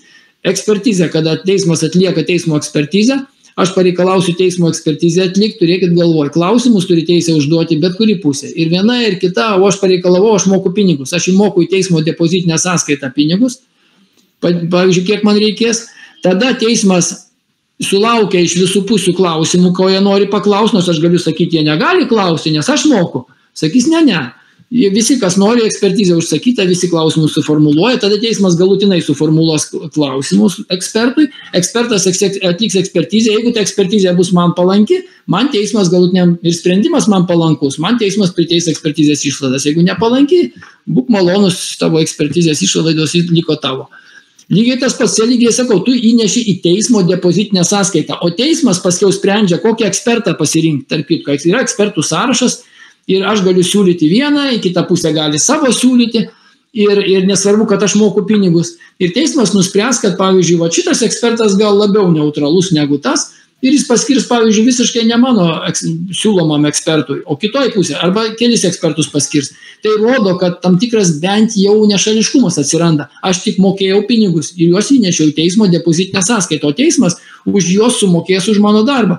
Ir aš esu matęs, patikėkit, tokių dalykų, kur, sakykime, ekspertizę užsako, kur galvoja, o čia kaip bus, kaip užsakysime ekspertizės, ten dar pašnekėjau su kažkuo ir panašiai. Ir kai gauna ekspertizę visiškai priešingą, žinot, kai visiškai griaunančią visas išvadas už galvos užsiima, o mokėtojas pats susimokėjo už tą ekspertizę. Ir nieko nepadarysi, o tas turi būti ir aplinkosauga. Tu tiesiog į depozitą turi įnešti pinigus. Bet apie tai dabar nenukrypkim, aš čia manau, kad čia viską mes jau uždėlsim. Bet žodžiu, taip bendrai paėmus, kol kas mes tokio sveiko modelio neturime ir link to reiks dar eiti, ginčytis ir panašiai. Šitą klausimą visą laiką reikia kelti, jeigu jūs su kažko šnekatės, galite tą prisiminti ir visada klausti, kad mokėtojas turi būti ne tas, kas... Jis turi įnešti pinigus į kažkokį fondą, per kurį, ta prasme, į kažkokį depozitą, ar ten rinkliavą, ar ten visi ūkininkai turi kažkokį nustatytą mokestį mokėti, kuriame renkama ir iš jo mokama, bet ta aplinkosauga turi turėti savo finansavimą atskirą, o ne kad aš moku ir pats užsakau muziką. Dabar dar baigiant urėdijų temą, tai įdomu yra tai, kad šiais metais yra ir tas resertifikavimo procesas.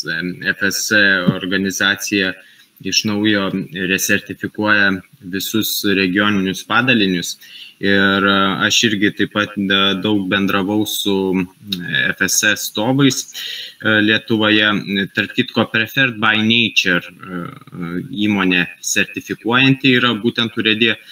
Ir dabar, tokia situacija, kaip pavyzdžiui, Ukmergės čia regioniniam padalinyje, buvo iš tiesų daug tokių atvejų, kai galima sakyti, buvo perteklinis miško eksploatavimas, buvo išpjautos ir prioritetinės Europos svarbos buveinės ir miškai visiškai šalia kertinių miško buveinių ir taip pat prisidengia sanitariniais kirtimais. Tai bendruomenės reagavo, irgi jungėsi į protestus ir taip toliau. Bet dabar klausimas toks,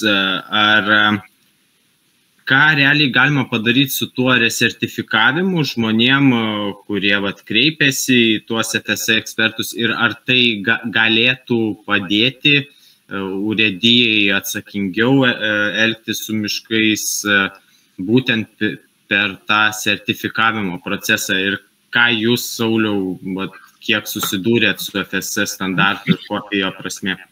Žinokit, nežinau, nei kas tai per daiktas, kas tai per keiksmažodis, nesidomėjau dar. Bet aš tik tai apie tas sanitarinius kirtimus gal trumpai, nežinau, kaip ten vyksta. Aš manau, pasipriešintiems galima būtų vieninteliu būdu, jeigu jūs turėtumėte ekspertų kažkokią išvadą, kažkokią reikšmingą, kurią galėtumėte atkirsti. Aš tik noriu vieną pasakyti, vad neseniai, kaip tik va dabar baigiu skaityti vakarais.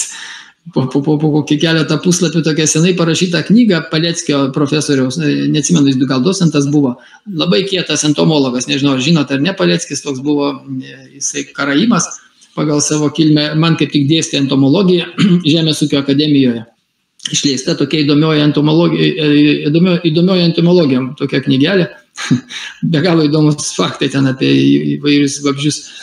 Tai ten apie tai, tarp kitko, rašo apie tą gydymą miškų, jisai ten tiesiog įvairias teorijas, matot, nagrinėja, paliečia kartais ir atkreipia dėmesį, kad labai dažnai, labai toks įdomus aspektas, kad yra daug entomologų nuomonių, pasirodo mokyklų, kurios teigia, kad tas įsikišimas su chemikalais ar ten kirtimais, jis gali atnešti tik didesnę žalą, o ne naudą. Nu, tą, ką dažnai ekologai sako, ne?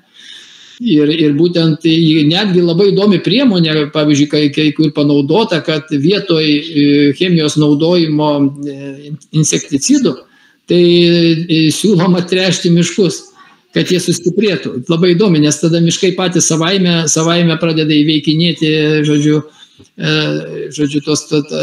tos užpuolėjus, nes jie dažniausiai turi savo priemonių.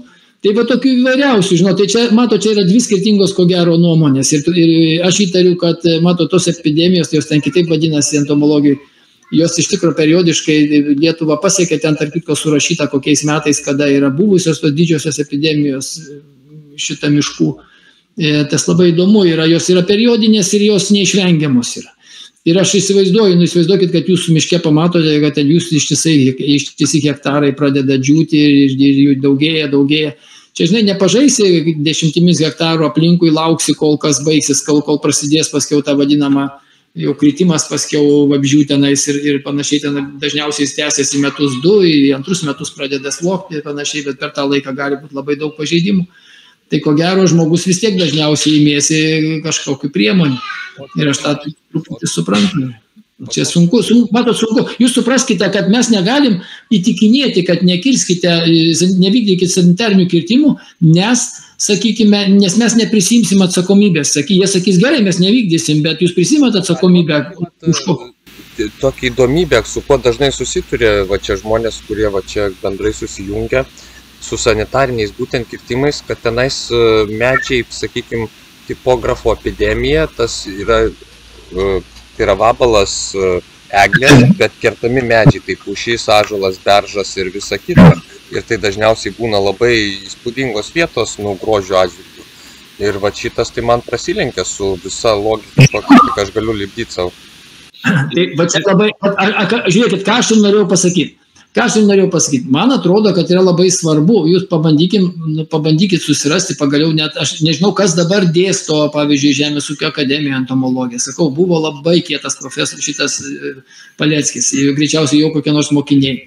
Bet jeigu jūs gautumėt specialistų, kurie pateiktų išvadą, kad atitinkamas tipografas, kuris eina, žodžiu, būna eglėje, jis neina į, tarkime, kitus į pušį, pavyzdžiui, arba ten į lapuočius, tai automatiškai tokia išvada jau lemtų jau kažkokią, žinot, jau teisinę galimybę kažką pakovot, pasakyti, kad, tarkim, paprastas dalykas, jūs pateikėt skundą departamentui, kurie privalo kontroliuoti, jeigu jūs pateiksite taip, jie atsakys, viskas čia gerai, čia sanitariniai kirtimai, žūna miškas, nieko negalim padaryti, bet jeigu jūs pridėsit prie skundo entomologų išvadą, tada jau jie turi pagrindą ateiti, remdamiesi ją ir sakyti, pažiūrėkit, čia iškirsti tikrai lapuočiai medžiai, kodėl.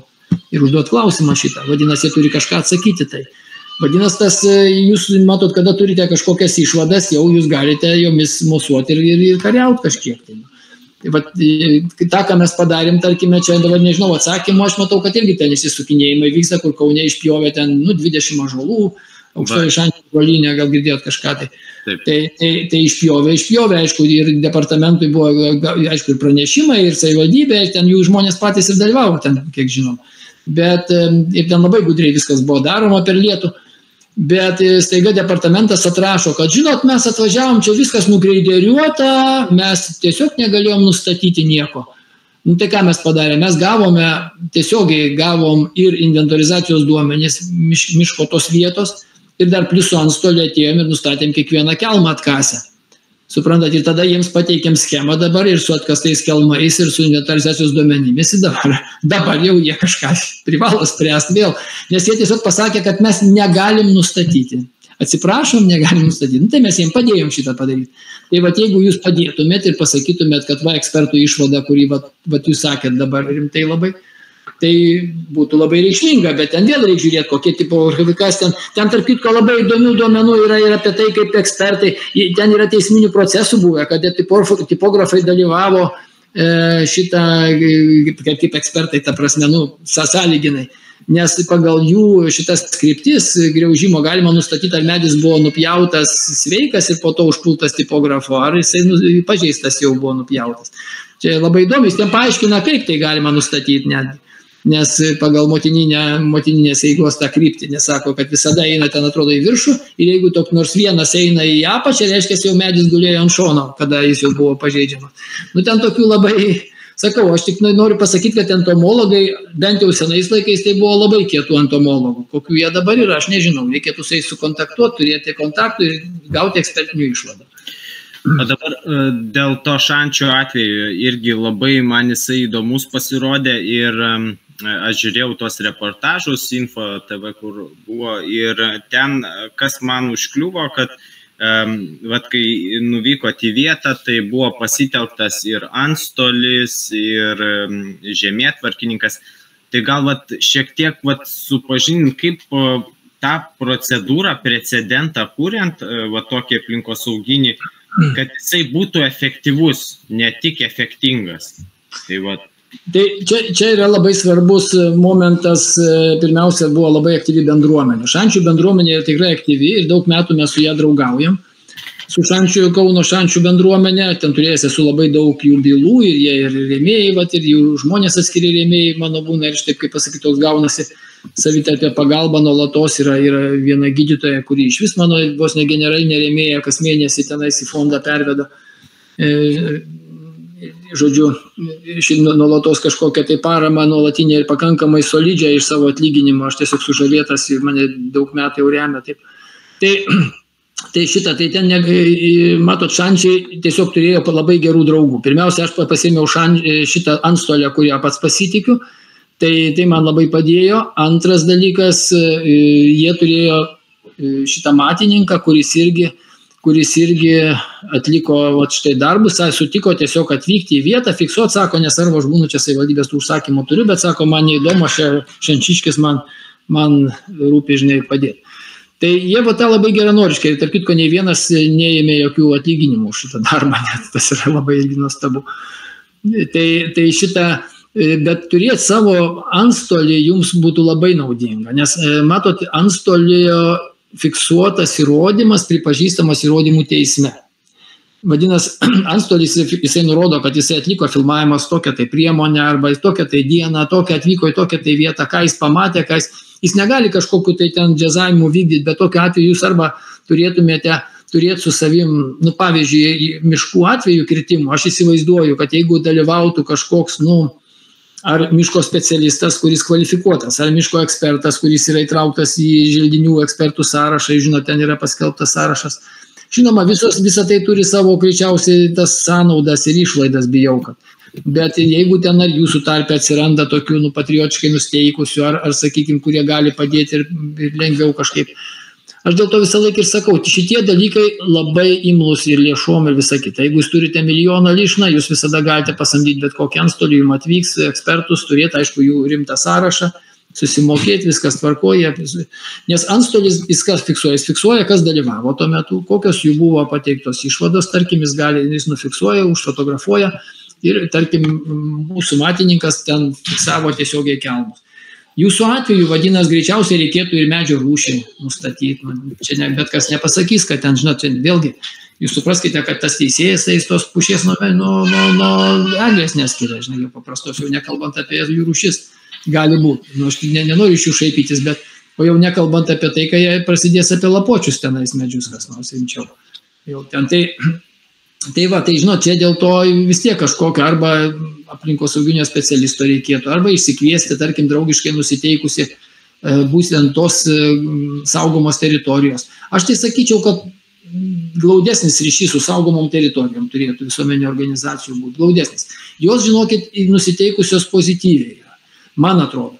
Aš turėjęs esu 2 bylas, kada tiesiogiai saugomos teritorijos į mane kreipėsi, prašydamos padėti apsiginti nuo privatininkų, būtent miškų, žinodamos, kad aš ten vedu ginčius su aplinkos, o jie su aplinkos ministerija, ten slėpdami tą informaciją, pasamdė mane ginčia prieš privatininkus, lygiai tais pačiais motyvais, kuriais jie atsikirtinėjo prieš mane valstybiniuose lygiuose.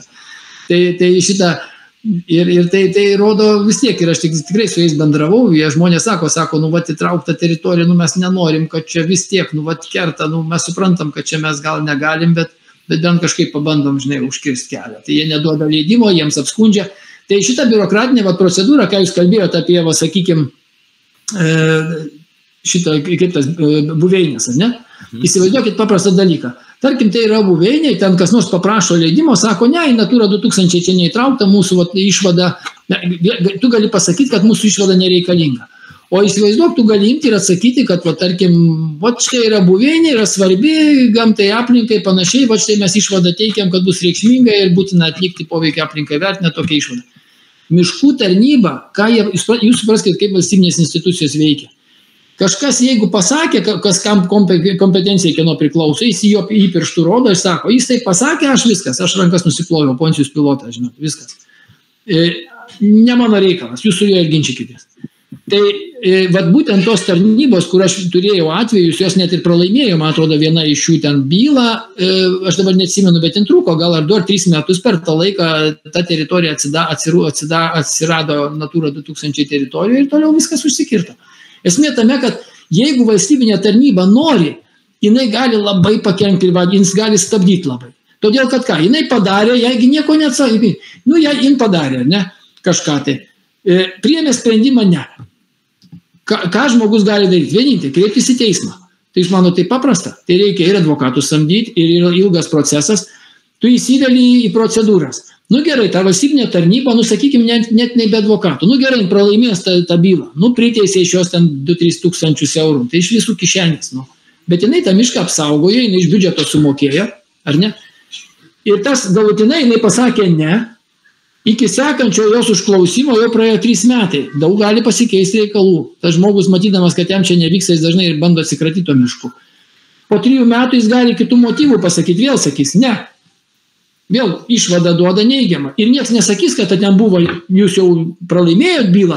Aš turėjau atvejų, kur su valstybiniam lygiai, su tom aplinkosauginiam, kur žmogus prie kiaulių, ne prie kiaulių, prie šiukšlyno. Čia Širvintos rajone ten byla, tarp kitko irgi trumpai aprašyta yra, bet mes ją galutinai pralaimėjom. 3 kartus mes ją laimėjom vyriausiam administraciniam teisme. Ir 3 kartus iš naujo vėl tos tarnybos priėmė savo išvadą, tam žmogui nepalankę, vėl tokią pačią. Ir mes vėl keliavom per teismų visą tą maratoną. Įsivaizduoju, galutiniam rezultate vis tiek pralaimėjom bylą. Suprantat, nu čia, jeigu valstybinė tarnyba, jeigu aplinkosaugininkai realiai, tos valstybinės tarnybos, kurios dirba, jos nenorėtų praleisti, jos ir nepraleistų. O čia yra įdomybė. Arba jie bijo, arba jie nenori. Tai čia kitas dalykas.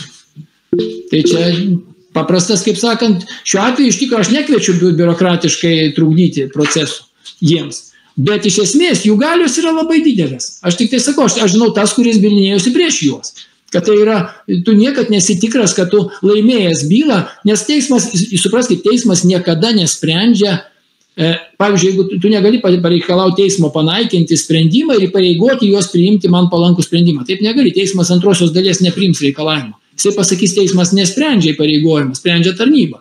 Mes galim tik panaikinti jų atsisakymą, išduoti jums leidimą. O iš naujo procedūrą vėl atliks jie, nes jie spręs, ar pakanka dokumentų, nepakanka, ir vėl visa ta procedūra bus iš naujo, ir vėl jie gali pasakyti, mes nesutinkam kitais pagrindais. Suprantat? Suprantat mano logiką čia to paaiškinimo. Teismas niekada nepasakys, kad įpareigoti juos priimti teigiamą išvadą. Niekada, jis nekompetentingas. Jis tik gali panaikinti sprendimą, atsisakyti išduoti. Ir viskas, ir sakys, daugiau mes nesprendžiam, ir vėl kreipkis iš naujo. Vadinasi, visada ta pati procedūra. Tai aš tik tą noriu paaiškinti, kaip viskas vyksta. Žinai, nu. O dabar Klausimas, Sauliau, konkrečiai tas šančių atvejais dabar, kas toliau? Ar yra kažkokie... Negaliu, žinokit, ar kas, Negaliu atsakyti, Laurinai, nieko, nes mačiau atsakymai kažkokie atėjo dabar ir aš jų prisipažinsiu, aš buvau visiškai pervargęs dar prieš 2 dienas, mane išsitempė šeimyna čia prie tos jūros dabar ir aš neskaičiau, ką aš ten gavau, mačiau, kad kažką jie ten sugebėjo išaiškinti, kad čia viskas buvo gerai, turbūt, bet čia Kauno savivaldybė parašė kažką, o gal ir departamentas, bijau pasakyti. Nežinau, iš esmės, aišku, dabar reikės spręsti, greičiausiai jo atsakymą galima bus ginčyti, formaliai aš tai matau taip. Ten iš 21 medžio buvo, man atrodo, ar 11 ar 17 saugomų. Nežinau, gal 11 saugomų, priklausančių saugomom pagal savo apimtis, ar ne? Tai ir jiems buvo privalėjo gauti leidimus, jų tikrai nebuvo. Ir jie tą ir pasako, kad leidimų išduota nebuvo. Dabar jie turėtų surašyti aktą, ta prasme, ir paskaičiuoti žalą gamtai ir už tos bent jau ten 14 medžių, kurie buvo saugotini, saugomais į kategoriją pateko, jie turi paskaičiuoti žalą, tai jinai ten, tarkim, bus gal kiek tai 1000 ir viskas, bet tai čia yra verslo vystytojai. Tik tiek, kad tam tikra pamoka, kad negalima daryti beleko, belekaip ir viskas. Bet ko gero namai ten bus, ta prasme. Tiesa, kadangi aš daviau skundą pateikiau ir prokuratūrai dėl ikiteisminio tyrimo ir dėl viešo intereso gynimo, tai jau vieną, ką aš mačiau, ką prieš pat išvažiuojant į čia, prieš 3 dienas, kad prokuratūra atsisakė viešą interesą ginti, kodėl, nežinau, prirašė kaip visada ilgą talmudą, turbūt neižvelgė viešo intereso pažeidimo, kadangi tai privati teritorija ir panašiai turbūt. Tai jie tiesiog viešo intereso negins, o tai reiškia, kad dėl viešo intereso gynimo, dėl baudos skirimo kontroliuoti turėsiu aš grynai per fondą. Supratau.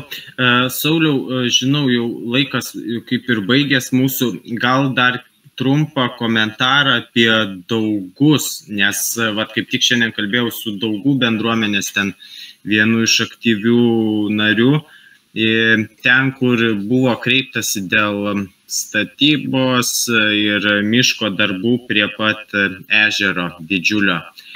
Ir gal... Tu matot, aš skaičiau bandyti... Iš tikrųjų parašiau visom institucijom užklausimus, gavau iš jų atsakymus, ten jie tokie, žinot, yra ginantis tą situaciją.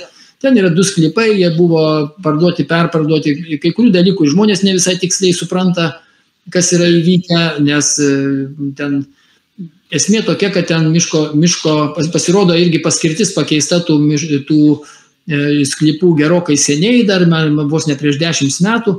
Ten nieko nebegali ginčyti šitoje vietoje, vadinasi, jie yra daugiabučių statybai numatyti, ar gyvenamos paskirties, nebeatsimenu dabar. Gyvenamos paskirties. Gyvenamos paskirties, turbūt, jo, ir tenais, bet ir vienintelį, už ko mes užsikabinom šitoje vietoje. Bet vėlgi, per tos susirašinėjimus gavom pakankamai daug informacijos, kad miškotvarkos projektuose pasirodo buvo numatyta, ką jisai gali daryti. O jisai gali daryti tik tai statyti kažkokią ten pavėsinę, takus ir panašiai. Jis dabar bando atsivesti elektrą ten per tuos gyventojus, ten jau stato kažkokius ten didžiulius pamatus ir panašiai, nors turėjo teisę statyti tik tai namelį medyje, buvo parašyta. Tai mes tokį skundą esam pateikę miškotvarkos projektą man persiuntė jau miškų tarnyba, nes jau nebesiginčina su manim per daug. Tai mano, kad čia nesivelsim šitoje vietoje atskirą ginčą, tai jie man persiuntė. Tai aš irgi tiem žmonėm irgi, žodžiu, tos duomenys pateikiau. Tai jie, ką turi teisę, tai mes dabar reikalaujam, kad tos teisės nebūtų kažko, žinai, interpretuojama plačiau negu, žodžiu, čia dar, čia labanakt, nori pasakyti man? Labanakt. Turbūt, jo. Supratau. Tai viskas. Tai žinokit, su tenais yra situacija tokia, kad iš paminklos pusės, vėlgi, ten atvyko komisija, kuri sumažino tą vadinamą išorinę, kaip ten, vizualinės apsaugos zoną. Jo. Kiek man teko kalbėti vėlgi su tais ekspertais, su kitos komisijos pirmininku, sako, kad tų vizualinės apsaugos zonų iš tikrųjų buvo Lietuvoje, jos gerokai padidintos buvo nuo anksčiau ir sako, jie dabar daug kur peržiūri. Tai aišku, tas peržiūrėjimas greičiausiai buvo kažkoks paskatintas čia kažkieno iš šalies, Nes būtent šitas paminklas pagal savo kategoriją priklauso nacionalinės reikšmės, o tai nėra dažni paminklai, tai yra aukščiausia kategorija. Ir ko ministerija kultūros buvo įpareigojusi iš naujo svarstymą daryti ir ten vyko tas svarstymas, bet jis vyko tik formalus ir, žodžiu, vis tiek buvo nuspręsta sumažinti tą vizualinį apsaugos postą. Tai ką aš noriu pasakyti, jūs įsivaizduokit, kad atvažiuoja ekspertų komisija, kuri vieną kartą atėjo ir pasakė, kad čia yra taip. Ir dabar, sakykime, jiem liepia antrą kartą pasvirstinti ir dabar jie antrą kartą ateis ir pasakys, kad mes praeitą kartą buvom kvaili. Nebus taip. Vadinasi, antrą kartą atvažiavo bandyti rodyti žmonėm, kad mes buvom visiškai teisūs, čia tikrai jokios reikšmės nėra ir kas, jeigu ten matė filmuotą medžiagą, tai net juokinga žiūrėti, kai žmonės jiems užduoda kompetentingesnius klausimus, negu jie sugeba atsakyti. Ir tas pirmininkas ten tikrai blaškosi, bet vis tiek maždaug, kaip sakant, sukelia jo piktumą ir tas galiausiai, aišku, piktumas duoda rezultatą, kad sprendimas yra analogiškas. Bet jo ginčyti faktiškai yra beviltiškai, yra neįmanoma, nes teismas sakys, kad mes ne specialistai, mes teisininkai, o specialistai yra jie. Jeigu jie nusprendė taip, tai aš tas pats, kaip aš ir sakiau, entomologijos srityje arba miškininkystės srityje, kur nors su medžiais reikia turėti galvoj, kad teismas nesikiša į tokius profesinius klausimus. Jisai sprendžia grinai teisinius procedūrinius. Tai dėl to tenais jie per šitą liniją tikrai nieko pasiekti negali. Vienintelį, ką jie dabar gali kontroliuoti, tai kadangi per to žmonės reikalauja dabar prasivesti servitutą elektrą, tai mes dabar truputį atsisakom šitą padaryti, nes nurodėm, kodėl atsisakom, kad pagal miškotvarkos projektą ten negali būti jokių įrenginių, kuriems būtina elektra. Tik tai, kad ten miško jau nebeliko. Tai ten miško jau nieko nebeliko ir miškų tarnyba pasakė, kad leidimas buvo išduotas tada, jis įvykdytas, miškų ten viskas išduota teisėtai ir taip toliau, ir taip toliau. Namelis medyje be miško. Namelis medyje ne viena medžio nėra. Tarp kitko, ten išsipirko įmonė UAB miško sprendimai, tai toks rezultatas. Dabar dar kalbant apie bendruomenės, mūsų irgi veikla labai susijusi su vietų bendruomenėmis, mes jas lankom, kur kirtimai vyksta ir, sakykime, tiek Pakarklės miško atveju tenai, kai norėjo žvyro karjerą, kas tiek Šilavoto trakelis, Šilavoto bendruomenė aktyviai reiškia norą inicijuoti miško grupės keitimą, pavyzdžiui, iš 4 į 2 grupę. Nors kai kuriais atvejais miškas net ir priklausė 2 grupiai, buvo ministerijos įsakymų paverstas 4 grupė, tačiau bendruomenės norėdamos apsaugoti tam tikrus miškus siekia gražinti miškų 2 grupę.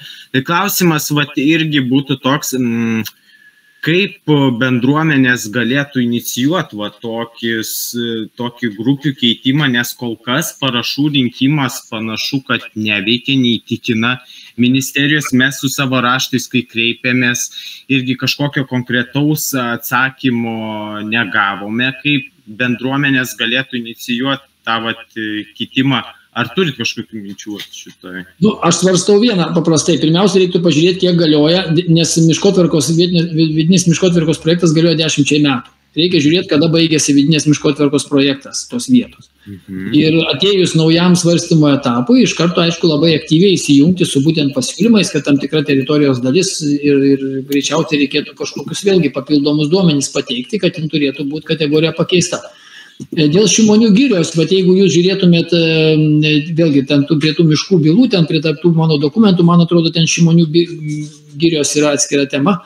Ko gero buvo, aš atsimenu, buvo byla, netgi aš teikęs esu ir prezidentui pasiūlymus ir ten plačiai, kad turėjo būti irgi peržiūrėtas, kad netinkamai yra paskirta miškų, žodžiu, šita grupė.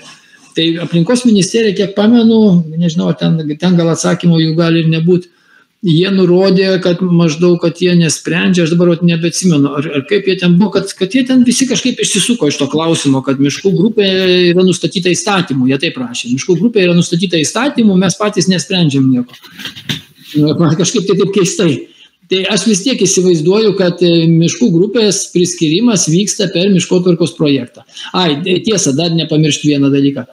Miškotvarkos projektas vėlgi jis negali prieštarauti čia, kaip įsivaizduojate, kaip teritorijų planavimas. Yra bendrasis planas, yra specialusis planas ir detalusis planavimas, jisai detalizuoja paskiau, ne? Tai bendrasis planas yra kaip jau grandiozinis įstatymas, ne įgaliojantis visai teritorijai, o jau detalieji planai, jie negali prieštarauti bendrajam planui. Lygiai tas pats yra su miškų schemos ir su vidinė miškotvarkos projektavimu. Miškų schemos yra ruošiama, yra didžiuliai teritorijai, jinai žymiai globalesnė ir jinai dažniausiai privalo būti joje atliekamas ne poveikio aplinkai vertinimas, bet strateginis pasiekmių aplinkai vertinimas. Ir va šitą reikia pabrėžti. Dažniausiai vėlgi jie išvengia šito dalyko. Tai strateginis pasiekmių aplinkai vertinimas miškų schemai. Ir po to jau miškotvarkos gali būti, kad jeigu jūs tik dalyvausite ne miškų schemos rengime, o tik miškotvarkos projektai, jie sakys, kad jinai neprieštarauja, ten miškų schemoje nustatyta tokia grupė ir mes, aš nežinau, ar ten nustatoma ar ne. Čia jums reikėtų pasikalbėti su miškininkais, kurie išmano skaitimą tų dokumentų ir pasižiūrėti, kur ten yra nustatoma. Jeigu, tarkim, tai yra galimas miškotvarkos projekto pakeitimas, tai tada reikia bendruomenė inicijuoti miškotvarkos projekto pakeitimą. Reiškia, aš įsivaizduoju, jinai turėtų kreiptis vos ne ruošti miškotvarkos projekto pakeitimo projektą, kreiptis į miškų tarnybą ir vykdyti tą procedūrą. Reikia tiesiog pasižiūrėti, kaip miškotvarkos tie projektai, aš tai žinau vieną, kad jie yra rengiami ir jie tvirtinami, paskiau galioja, bet juos kažkas ir kaitalioja kartais. Bet dažniausiai turbūt kaitalioja tas, kas tiesiogiai suinteresuota. Vėlgi, ar čia jums pavyks įsiterpti, nežinau. Vienintelis labai svarbus motyvas įsiterpimui yra Orhuso konvencija, kuri numato vis tik tai tą visuomenės įsitraukimą aplinkos srityje, bet visuomeniniam organizacijom. Todėl vadinasi, turi būti ir visuomeninė organizacija, kuri veikia aplinkos saugos srityje, turi būti įrodyta, kad jinai veikia aplinkos srityje, turėkite tą galvoj, kažkaip pabrėžta. Ir va tada jos vardu, man atrodo, inicijuotas, dalyvaujant galbūt bendruomenėje, ar čia bendruomenės apimtyje kažkaip tai, galbūt galimas tos vietos teritorijos miškotvarkos projekto pakeitimo projekto rengimas, bet tas vėlgi kainuotų pinigus. Įsivaizduokit, kas ten. Čia reikėtų, žinoti, su specialistais pasitart. Miškininkais. Žodžiu, irgi atkreipti dėmesį į miškotvarkos projektus ir šituo klausimu reiktų dar daugiau. Aš norėjau pasakyti, nepamirškite ir miškų schemų. Miškų schema lygiai taip pat svarbu, kaip miškotvarkos. Dar svarbiau, tai yra dar svarbiau. Jinai ruošiama yra kaip tas dokumentas, kuriuo bus vadovaujamas įrengiant miškotvarkos projektą. O jinai 10 metų ruošiama ar kaip? Neatsimenu, žinokit, ten reiktų pasižiūrėti. Man atrodo, ar 10 metų, ar jinai...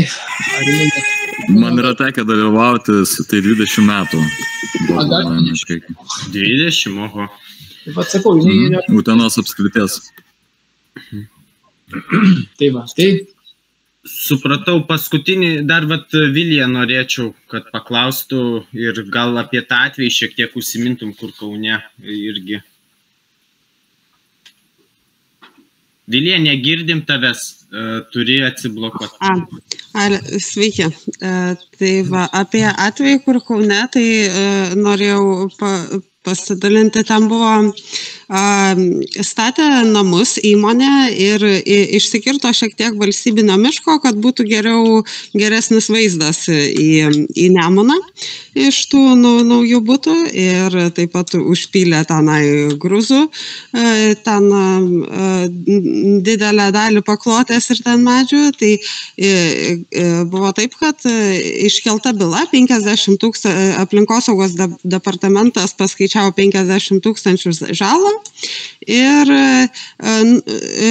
visgi prokuroras nutraukė tą bylą, kad čia nėra visai jokių pažeidimų, čia neįrodysit nieko, nes niekas nenufilmavo, kad būtent ta įmonė išsikirto ir taip. Po to atnaujino departamento darbuotojai tokie iniciatyvus bet aš skambinausi su prokuroru ir sakė, kad vis tiek turbūt nutrauksim, nors bandė iš kitos pusės, kad kaip buvo byla, ne administracinė, kadangi ne savo mišką savavališkai išsikirto, o svetimą. Tai va.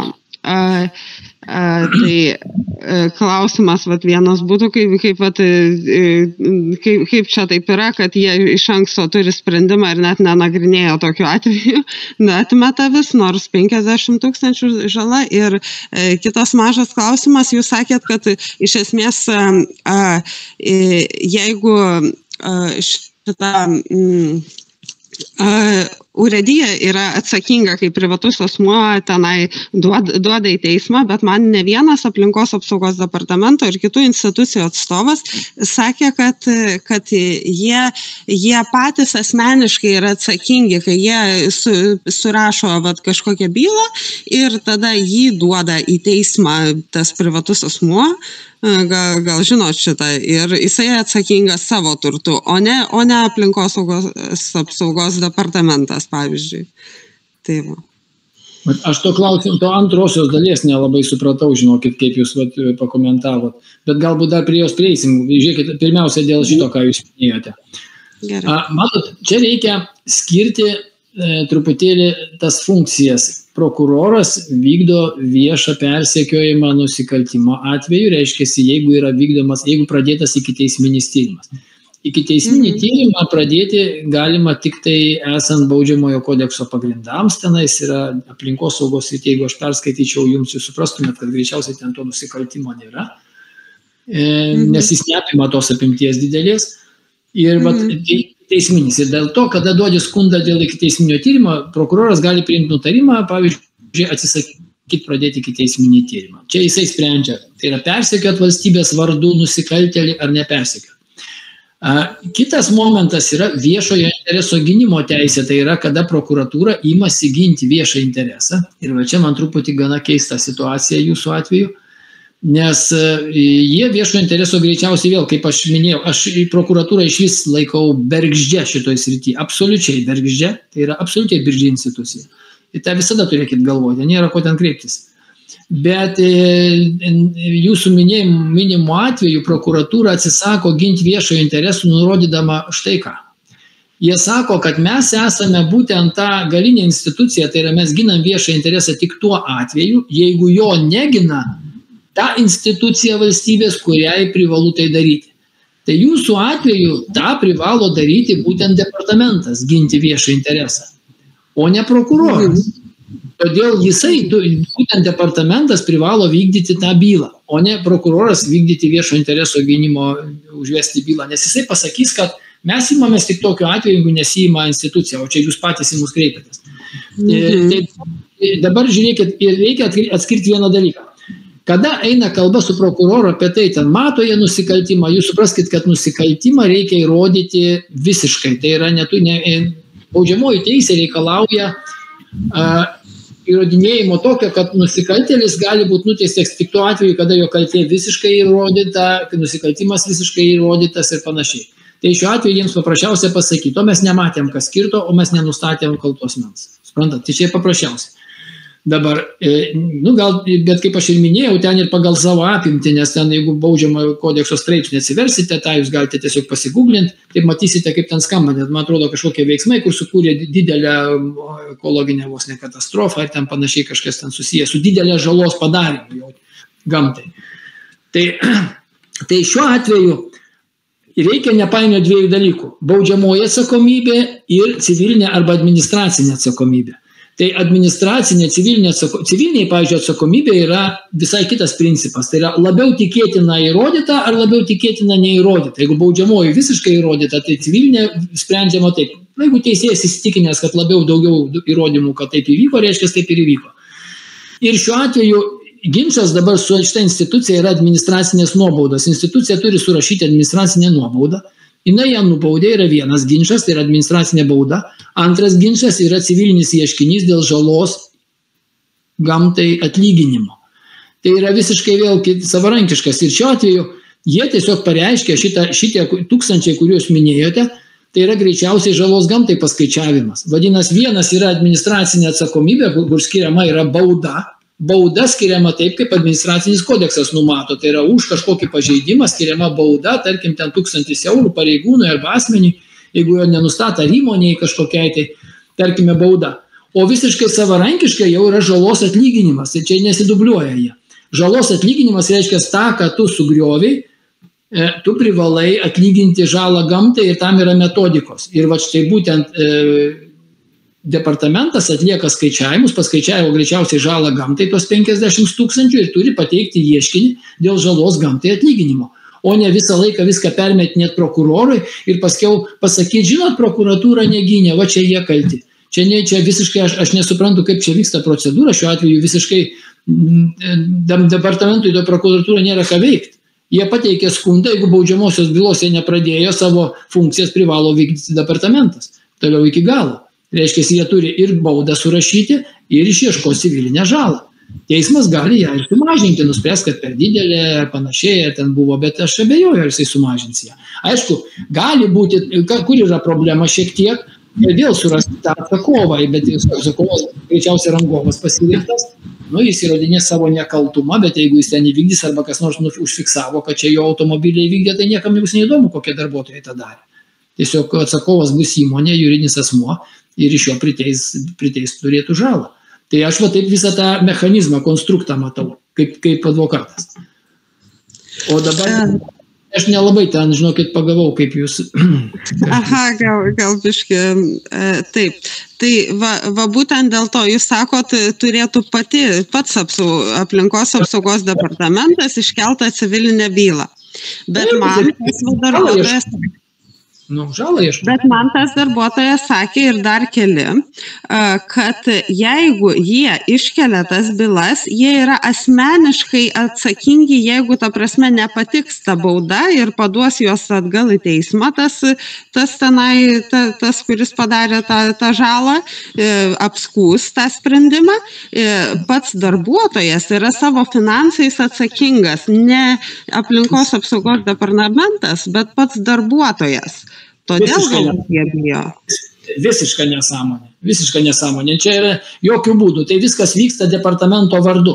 Čia nebent departamentas viduje nusistatė kokią nors tvarką, kuriame pasako, kad jeigu jūs iškelsite, inicijuosit bylą, tarkime, nes visus ieškinius viską tai privalės rašytis departamento direktorius. Tai šiuo atveju jis įgaliojimą turės duoti. Čia veikiama institucijos vardu. Čia ne asmens vardu eina, čia ne kažkas. Ir jeigu, sakykime, surašytas yra protokolas, visą kitą, jisai surašo protokolą, kita pusė ginčyje, prie ko čia asmuo.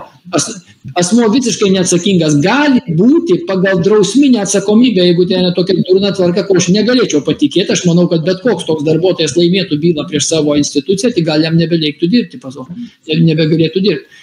Bet galbūt ten viduje nustatyta, kad jis privalo atlyginti, pavyzdžiui, padarytą departamentui žalą ne mažiau kaip 2 atlyginimais. Yra tas principas, kiek ten 2 atlyginimai, atrodo, būdavo, jeigu tu sąmoningai padarai žalą institucijai, jeigu tu padarai žalą institucijai, tu žalą institucijai turi atlyginti, bet nedaugiau negu 2 darbo užmokesčiai. Bet tai čia eina visai kitas klausimas. Aš pasiėmiau automobilį, sudaužiau automašiną, sakykime, dar ko gero išgėręs būčiau, tai tada aš, jeigu kaltas esu dėl viso šito, tai tada aš turėčiau atlyginti. Bet tai šiuo atveju, kada kalba apie institucinę veiklą, tai yra pareigų vykdymą, čia yra arba jų atsikalbinėjimas, arba nežinojimas, bijojimas ne to, ko reikia. Čia, nežinau, čia visiškai nesąmonė, ką jūs dabar. Bet taip pat girdėjau ir kelininką, kuris taip sakė, kelių pareigūną. Tai kelių, kad jie už baudų surašymą, jie tiesiog atsakingi. Taip.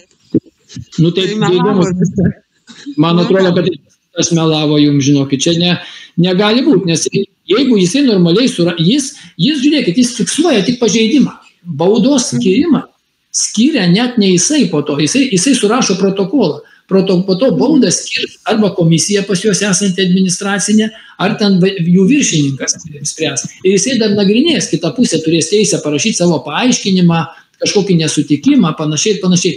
Ir baudą skirs ne jisai visiškai ne.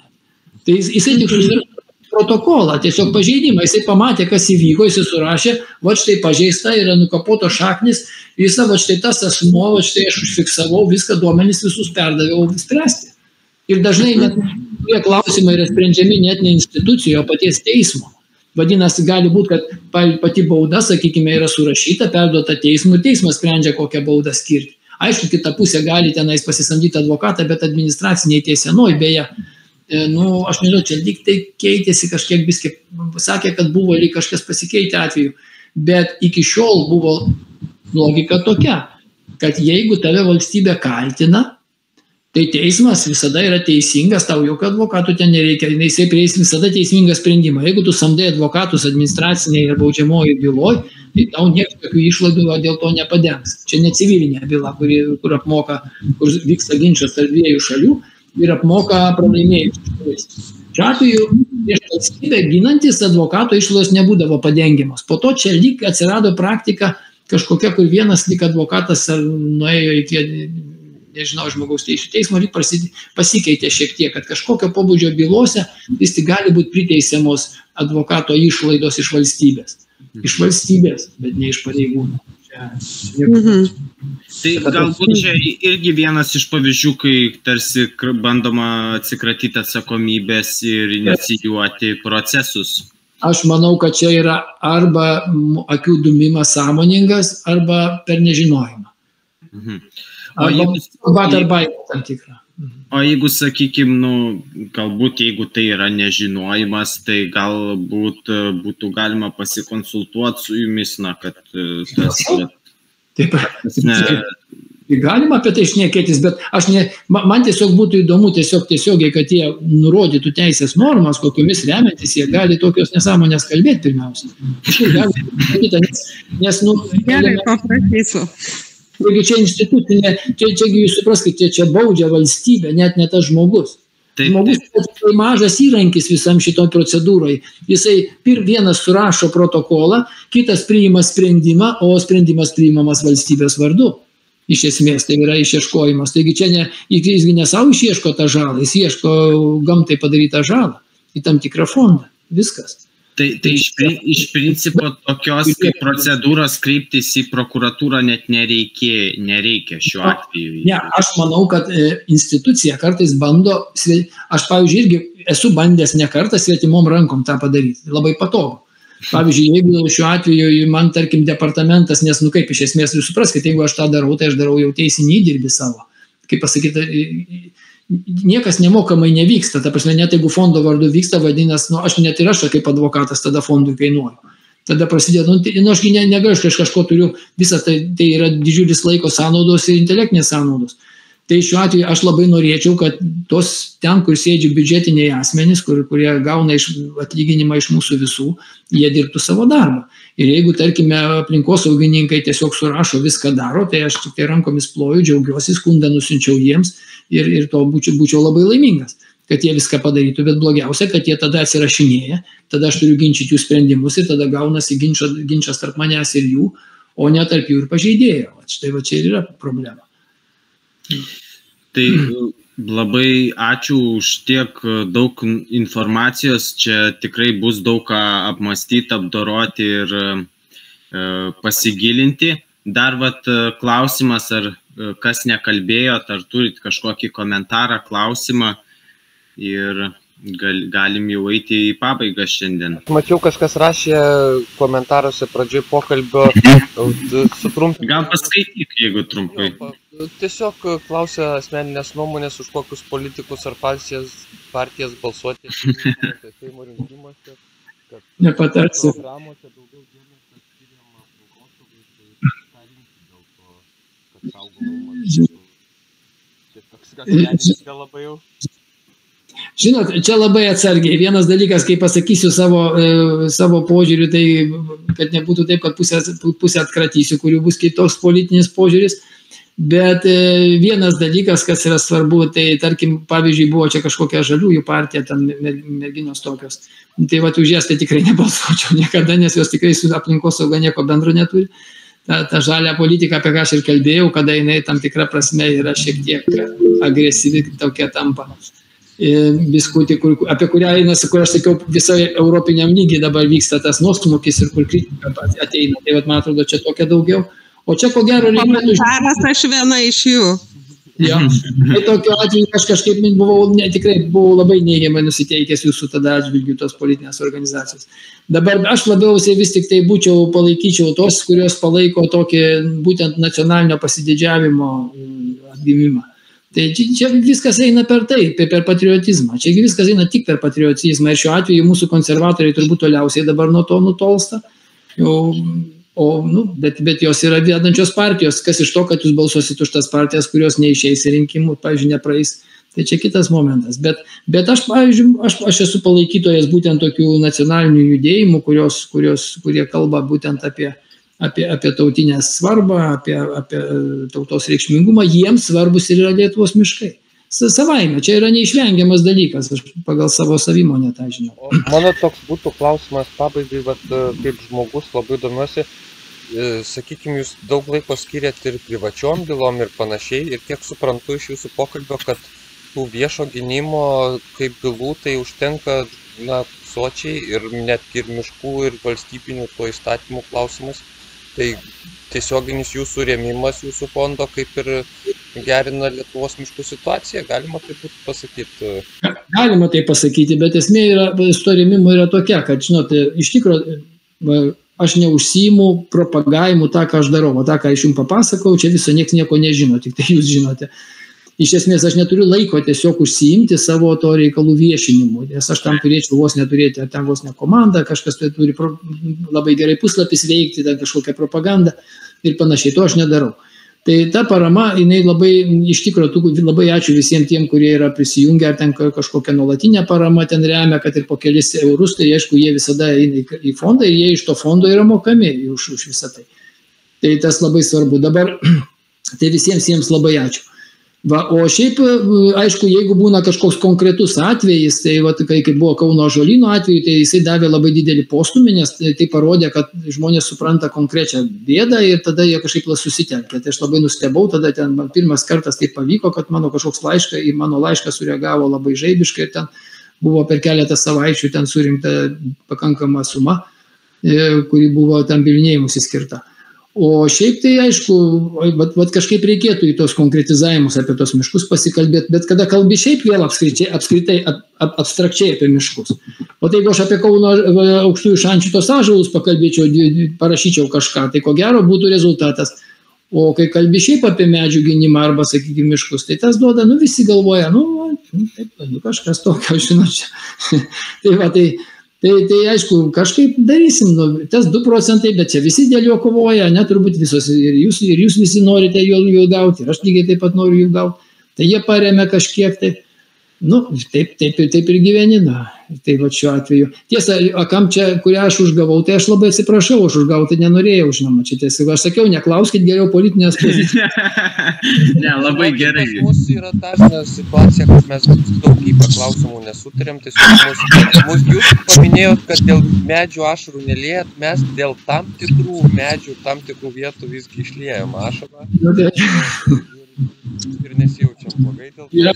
Taip. Tai va, svarbu, kad mes matom bendrą kryptį, žinai, ir man visai aš pasakysiu taip, mano požiūris yra toks.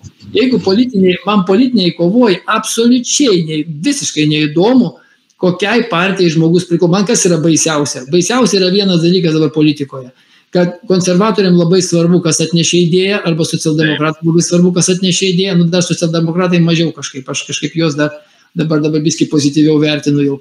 Arba ten dar kažkas, žinai, iš tų tokių ramumas, tas romumas yra kokiaro vertybė tai politikoje.